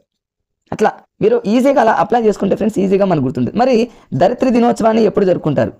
ప్రపంచ ధరిత్రి దినోత్సవాన్ని ఎప్పుడు జరుపుకుంటారంటే ఫ్రెండ్స్ చూడండి, ఏప్రిల్ 22వ తారీఖున ప్రపంచ ధరిత్రి దినోత్సవాన్ని జరుపుకుంటారు. దీన్ని ఎలా గుర్తుపెట్టుకోవాలి? ధరిత్రి అంటే భూమి. భూమి మీద నిలబడేటటువంటి మనిషి కానివ్వండి, జంతువు కానివ్వండి 2 కాళ్ళతోనే నిలబడతాడు కాబట్టి 2 అని గుర్తుపెట్టుకోండి.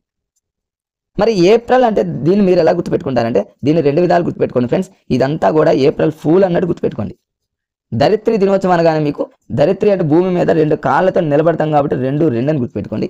ఏప్రిల్ అంటే ఏప్రిల్ ఫూల్ అన్నట్టు, లేకపోతే ఏపీ ఆంధ్రప్రదేశ్ అన్నట్టు మీరు ఎలాగైనా గుర్తుపెట్టుకోండి ఫ్రెండ్స్. అలా ఒకవేళ జీకే కరెంట్ అఫైర్స్ని కూడా లాజిక్ ఎలా గుర్తుపెట్టుకుంటే ఎక్కువ కాలం మనకు గుర్తుంటాయి ఫ్రెండ్స్. ఇట్లా గుర్తుపెట్టుకోండి. ఇవి పర్యావరణానికి సంబంధించినటువంటి నిర్వచనాలు ఫ్రెండ్స్, విద్యావేత్తలు ఇచ్చినటువంటి నిర్వచనాలు. వీటిని మీరు ఎట్టి పరిస్థితుల్లో మరి చిన్న నిర్వచనాలే అని మీరు వీటిని అశ్రద్ధ చేయొద్దు ఫ్రెండ్స్. ఎగ్జామినర్ ఎందుకంటే ఇలాంటి వాటి మీద ఎక్కువ ఫోకస్ చేస్తాడు.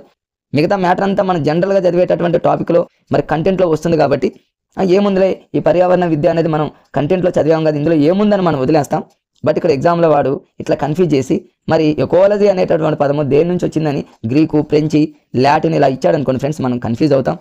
అక్కడ ఆ కన్ఫ్యూజ్ ఆ బిట్టుతో పోతుందా ఫ్రెండ్స్? పోదు. దాని ఎఫెక్ట్ అనేది మిగతా అన్నింటి మీద పడి మనం మైండ్ అంతా ఖరాబ్ అయిపోయి చాలా బాధపడతాం. ఇన్ని సంవత్సరాలు మనం చదివిందంతా కూడా వృధా అయిందని చాలా బాధపడతాం ఫ్రెండ్స్. అలాంటి బాధను మీరు పడొద్దు. అట్లాంటి అవకాశం మీరు ఎగ్జామినర్కి ఇవ్వద్దు. ఇప్పుడే మీకు టైం ఉంది కాబట్టి పర్ఫెక్ట్గా చదువుకోండి ఫ్రెండ్స్. చిన్నదాన్ని కూడా చాలా పెద్దదానిలాగా మీరు ఊహించుకుంటూ చదవండి ఫ్రెండ్స్. ఇదంతా కూడా పర్యావరణానికి సంబంధించినటువంటి విషయం ఫ్రెండ్స్. ఇప్పుడు నెక్స్ట్ వచ్చేసి ఆర్థిక విద్య. ఈ ఆర్థిక విద్య మీద కూడా చాలా సార్లు బిట్స్ ఎక్కువ సార్లు అడిగినటువంటి మరి టాపిక్ ఫ్రెండ్స్. మరి ఆర్థిక విద్య మీద కూడా చాలా సార్లు అడిగాడు. దీంట్లో ఏమడిగాడు గతంలో అంటే దీంట్లో ఏ భాషా పదం అనే పదాలు అయితే అడగలేదు, కానీ ఈ నిర్వచనాలు విద్యావేత్తలు ఇచ్చినటువంటి నిర్వచనాలు 100% అడుగుతున్నారు కాబట్టి వీటిని మనం ఎలా లాజిక్గా గుర్తుపెట్టుకోవాలో చూద్దాం ఫ్రెండ్స్. గతంలో మరి టెట్ టీఆర్టీలో అడిగినటువంటి బిట్స్ ఎలాంటి బిట్స్ అడిగాడంటే చూడండి ఫ్రెండ్స్, గతంలో అడిగిన బిట్స్ని ఒకసారి మీకు రిపీట్ చేస్తాను నేను. మరి మూల సూత్రాలను అధ్యయనం చేసే శాస్త్రమే ఆర్థిక శాస్త్రం అని చెప్పింది ఎవరంటే జేబీసే. ఇది అడిగినటువంటి బిట్టే. అదేవిధంగా ఆడమ్ స్మిత్ జనరల్గా కంటెంట్లో అడగొచ్చు, ఇక్కడ పర్స్పెక్టివ్లో కూడా అడిగే అవకాశం ఉంది కాబట్టి అర్థశాస్త్ర పితామహుడు అనగానే ఆడమ్ స్మిత్, అది ఇవన్నీ అడిగిన బిట్సే. మార్షల్ తర్వాత వచ్చేసి మార్షల్ కాదు ఫ్రెండ్స్, ఇక్కడ చూడండి ఇంకొక ఇంపార్టెంట్ బిట్. సూక్ష్మ అర్థశాస్త్ర పితామహుడు అని ఎవరిని పిలుస్తారంటే మార్షల్, అది కూడా అడిగిన బిట్టే. అదేవిధంగా ఇంకా ఫ్రెండ్స్ ఇక్కడ ఇంకొక ఇంపార్టెంట్ బిట్ ఏంటంటే ఫ్రెండ్స్, ఇక్కడ సుల్జ్కి సంబంధించినటువంటి మరి విద్యావేత్త ఒక అద్భుతమైనటువంటి నిర్వచనం ఇచ్చాడు. దాని మీద కూడా చాలాసార్లు బిట్ అడిగాడు ఫ్రెండ్స్. ఇక్కడ చూడండి, ఇక్కడ సుల్జ్ అనేటటువంటి ఆర్థికవేత్త మరి మంచి డెఫినేషన్ ఇచ్చాడు. దాన్ని మనం ఎలా లాజిక్ గుర్తుపెట్టుకోవాలో మనం ఇక్కడ చూద్దాం. అదేవిధంగా కోహెన్ గారు ఇచ్చినటువంటి నిర్వచనం ఏంటి, మరి దాన్ని మనం ఎలా లాజిక్ గుర్తుపెట్టుకోవాలి. తర్వాత వచ్చేసి ఫ్రెండ్స్ ఇక్కడ చూడండి వరుసగా ఉన్నాయి. ఇక్కడ చూడండి మార్షల్, సుల్జ్ 2 నిర్వచనాలు ఇచ్చాడు. ఆడమ్ స్మిత్, జేఎం కీన్స్ అంట. తర్వాత వచ్చేసి ఆజాద్, తర్వాత అల్ బ్లాంగ్, తర్వాత వచ్చేసి ఇక ఫైనల్ నిర్వచనం వచ్చేసి ఫ్రెండ్స్ ఇక్కడ జేఎం కీన్స్. ఇట్లా ఇవన్నీ అకాడమీ బుక్లో ఉన్నటువంటి మరి నిర్వచనాలు ఫ్రెండ్స్. వీటి మీద బాగా బిట్స్ అడుగుతున్నారు కాబట్టి టైం వేస్ట్ కాకుండా ఫ్రెండ్స్ ఫటాఫట్ మనం ఒక 2-3 నిమిషాల్లో మరి దీన్ని కంప్లీట్ చేసేద్దాం ఫ్రెండ్స్. ఫస్ట్ బిట్ మనం ఎలా దీన్ని చూడండి. మరి అర్థశాస్త్ర పితామహుడు అనగానే ఆడమ్ స్మిత్. ఇది అందరికీ తెలుసు, ఎందుకంటే ఆడమ్ స్మిత్లో ఆ ఉంది, అర్థశాస్త్రంలో ఆ ఉందని మనం అలా గుర్తుపెట్టుకోవచ్చు ఫ్రెండ్స్. అన్నింటిని మనం ఫస్ట్ లెటర్తో చదివితే కన్ఫ్యూజ్ అవుతాం కాబట్టి అలా కాకుండా జస్ట్ పేర్లతో మనం లింక్ చేద్దాం. ఆడమ్ స్మిత్ అనగానే మీరు సిల్క్ స్మిత అని గుర్తుపెట్టుకోండి, అట్లా వస్తుంది అనుకోండి. మరి సిల్క్ స్మిత అర్థశాస్త్ర అంటే అర్థం ఏంటంటే ఫ్రెండ్స్, అర్థ అంటే డబ్బులు అని అర్థం, అమౌంట్ అంటే మరి అమౌంట్ అనగానే మనకు ఆడమ్ స్మిత్ అని గుర్తురండి. అంటే సిల్క్ స్మిత డబ్బుకి ఎక్కువగా ప్రయారిటీ ఇస్తుందని గుర్తుపెట్టుకోండి. ఇంకా ఈజీగా మనం మర్చిపోం ఫ్రెండ్స్. అర్థశాస్త్ర పితామహుడు అనగానే ఆడమ్ స్మిత్ లేకపోతే సిల్క్ స్మిత అన్నట్టు గుర్తుపెట్టుకుంటే ఫ్రెండ్స్ ఈజీగా గుర్తుంటుంది. మరి ఇంకొక ఎక్కువసార్లు అడిగినటువంటిది ఏంటంటే జేబీ సే గారు ఇచ్చినటువంటి నిర్వచనం ఏంటంటే ఫ్రెండ్స్ చాలా ఉంటుంది, ఇదంతా మనకు అవసరం లేదు. ఇందులో మనం కీవర్డ్ ఏం గుర్తుపెట్టుకోవాలంటే మూల సూత్రాలను గుర్తుపెట్టుకోండి. దీన్ని రకరకాలు గుర్తుపెట్టుకోవచ్చు. సే అంటే ఫ్రెండ్స్ మనందరికీ తెలుసు చెప్పడం. ఏం చెప్పేది క్లాసులో చూడండి, క్లాసులో కానివ్వండి ఎక్కడైనా సరే పిల్లలు మూల సూత్రాలను అంటే బేసిక్ ఫార్ములాస్ని చెబుతారు అని గుర్తుపెట్టుకోండి. అట్లా లేకపోతే ఇంకో విధంగా ఎలా గుర్తుపెట్టుకుంటారు ఫ్రెండ్స్, జేబీ అన్నాడు, బి అంటే బేసిక్ అని గుర్తుపెట్టుకోండి, బేసిక్ ఫార్ములాస్ అని గుర్తుపెట్టుకోండి. అట్లయినా మీరు ఈజీగా గుర్తుపెట్టుకోవచ్చు ఫ్రెండ్స్. ఇట్లా లేకపోతే జేబీ అన్నాడు కాబట్టి జే అంటే ఇక్కడ సంపద అని గుర్తుపెట్టుకోండి, సంపదకు చెందిన అని గుర్తుపెట్టుకోండి. ఏదో ఒక వాడు ఫ్రెండ్స్, వాడు యాజ్ ఇట్ ఈజీగా ఎగ్జామ్లో ఇస్తాడు కాబట్టి మనం చూడండి ఎన్ని రకాలుగా. జే అంటేనేమో మరి జే అంటే మీరు ఎలా గుర్తుపెట్టుకుంటారంటే బి ఫ్రెండ్స్, సారీ జే కాదు, బి అంటేనేమో బేసిక్ అని గుర్తుపెట్టుకోండి, బేసిక్ ఫార్ములాస్ అని గుర్తుపెట్టుకోండి. సే అంటేనేమో చెప్పడం కాబట్టి చెప్పడం అంటే పిల్లలు మూల సూత్రాలను చెప్పడం అని గుర్తుపెట్టుకోండి. మీరు ఈ విధంగా గుర్తుపెట్టుకున్నట్లయితే దాన్ని ఈజీగా గుర్తుపెట్టుకోవచ్చు. నెక్స్ట్ చూడండి ఫ్రెండ్స్, సూక్ష్మ అర్థశాస్త్రం. అర్థశాస్త్రం మన అందరికీ తెలుసు ఫ్రెండ్స్, సూక్ష్మ అర్థశాస్త్రం, స్థూల అర్థశాస్త్రం. సూక్ష్మ అర్థశాస్త్ర పితామహుడు అని ఎవరిని పిలుస్తారంటే మార్షల్. దీన్ని మనం ఎలా గుర్తుపెట్టాలి, ఈజీ చూడండి. సూక్ష్మలో మా అనే పదం వస్తుందిగా, మా అంటే మార్షల్ అంతే. స్థూలాలో మా రావట్లేదుగా ఫ్రెండ్స్, స్థూలాలో మా రావట్లేదు కాబట్టి అది మార్షల్ కాదు. సూక్ష్మలో మా వస్తుంది కాబట్టి మార్షల్ అని గుర్తుపెట్టుకోండి. అట్లా గుర్తుపెట్టుకోండి. ఒకవేళ అప్పటికీ గుర్తు రాకపోతే ఇంకో విధంగా కూడా గుర్తుపెట్టుకోవచ్చు. సూక్ష్మ అంటే ఏంటంటే ఫ్రెండ్స్ చాలా తక్కువగా చిన్నగా అని అర్థం. మార్షల్ అంటే దాని అర్థం ఏంటంటే ఫ్రెండ్స్ మారాలి. ఎవరైనా ఒక వ్యక్తి మారాలి, కొంచెమన్నా మారాలి అంటూ ఉంటాం కదా ఫ్రెండ్స్, అలాగైనా మీరు గుర్తుపెట్టుకోండి. నెక్స్ట్ వచ్చేసి ఫ్రెండ్స్ ఇక్కడ చూడండి కంటిన్యూషన్లో మరి ఇక్కడ ఇంకా ఇంపార్టెంట్ నిర్వచనం ఏంటంటే ఫ్రెండ్స్ సుల్జ్ గారు ఇచ్చినటువంటి డెఫినేషన్ కంటిన్యూషన్లో ఉంది ఫ్రెండ్స్, అక్కడ చూద్దాం. ఇంకా వేరే చోట ఆ డెఫినేషన్ ఇచ్చారు కాబట్టి అక్కడ చూద్దాం. కోహెన్ గారు ఇచ్చినటువంటి డెఫినేషన్ ఏంటంటే చూడండి, దీన్ని ఎలా గుర్తుపెట్టుకోవాలి. మరి కోహెన్ గారు మరి ఒక నిర్వచనం ఇచ్చి ఒక వస్తువుతో పోల్చాడు అనేటటువంటి కీ వర్డ్ ఇస్తాడు. ఒక వస్తువు, ఇదంతా చూడండి ఇక్కడ ఒక వస్తువు అన్నాడు. కోహెన్ని మీరు ఎలా గుర్తుపెట్టుకుంటారంటే, హెన్ అంటే మన అందరికీ తెలుసు ఫ్రెండ్స్, హెన్ అంటే కోడి అని గుర్తుపెట్టుకోండి. కోహెన్ అంటే కోడి, అందులోనే వచ్చింది. హెన్ అంటే కోడి. ఆ కోడిని దేంతో పోల్చాడంటే ఒక వస్తువుతో పోల్చాడని గుర్తుపెట్టుకో. అదొక వస్తువు అనుకోండి, ఒక కోడి అంటే వస్తువు. రేపు ఎగ్జామ్లో వస్తువుతో అనగానే మీకు కోడి గుర్తొస్తే ఫినిష్ ఫ్రెండ్స్, దానికి మనం అంత టైం కూడా కేటాయించిన అవసరం లేదు, ఈజీగా మనం వెంటనే పెట్టేయచ్చు ఫ్రెండ్స్. ఇప్పుడు చూడండి నిర్వచనాలు అనేవి కూడా ఇక్కడ సెపరేట్గా ఉన్నాయి ఫ్రెండ్స్. వీటిని మనం ఎలా గుర్తుపెట్టుకోవాలో చూడండి. మార్షల్కి సంబంధించిన డెఫినేషన్ని మనం ఎలా గుర్తుపెట్టుకోవాలంటే ఇందులో కీవర్డ్ ఏంటంటే ఫ్రెండ్స్ మూలధనం అని గుర్తుపెట్టుకోండి. మూలధనాన్ని మీరు మార్షల్కి ఎలా లింక్ చేస్తారంటే, ఇప్పటికే నేను చదివేటప్పుడు మీకు రకరకాలైనటువంటి థాట్స్ రావచ్చు, బట్ నేను ఒక థాట్ చెప్తున్నా కాబట్టి దీన్ని ఫాలో అయితే అవ్వండి ఫ్రెండ్స్. ఒకవేళ మీకు ఇంకేదైనా థాట్ వచ్చినా కూడా అప్పటికప్పుడు మీరు సింక్ చేసి మీ బుక్లో నోట్ చేసుకోండి. మూలధనం అంటే ఫ్రెండ్స్ ఏంటంటే ఒక మూలన, మన ఇంట్లో ఒక మూలన ధనం పెట్టామనుకోండి ఫ్రెండ్స్, ఆ ధనాన్ని మనం ఏం చేస్తామంటే ఎప్పుడైనా సరే మార్చాలంటే మార్చాలా లేకపోతే మార్చకూడదా అన్నట్టు మనం గుర్తుపెట్టుకోండి. మూలధనం అంటే మూలన ఉన్నటువంటి ధనాన్ని మార్చాలి లేకపోతే మార్చకూడదు, అట్లా లింక్ చేసి గుర్తుపెట్టుకుంటే రేపు ఎగ్జామ్లో మూలధనం అనగానే మార్చాలి అనగానే మార్చాలంటే పెట్టేయండి అంతే. నెక్స్ట్ వచ్చేసి ఫ్రెండ్స్ ఇక్కడ చూడండి సుల్జ్కి సంబంధించిన 2 నిర్వచనాలు ఇచ్చాడు. సుల్జ్ అనగానే మీరు ఏం గుర్తుపెట్టుకుంటారంటే షూ అని గుర్తుపెట్టుకోండి. షూ మనం కాళ్ళకు వేసుకునేటటువంటి షూ వేసుకున్న వాళ్ళు ఎప్పుడైనా సరే చూడండి మరి ప్రతిరోజు ఆ షూని ఏం చేస్తారంటే దర్శిస్తారు. విద్యను దర్శించడం, దాన్ని మీరు ఏం చేస్తారంటే దర్శించేది అనేది ఏంటంటే దేన్ని దర్శించేది అంటే షూని.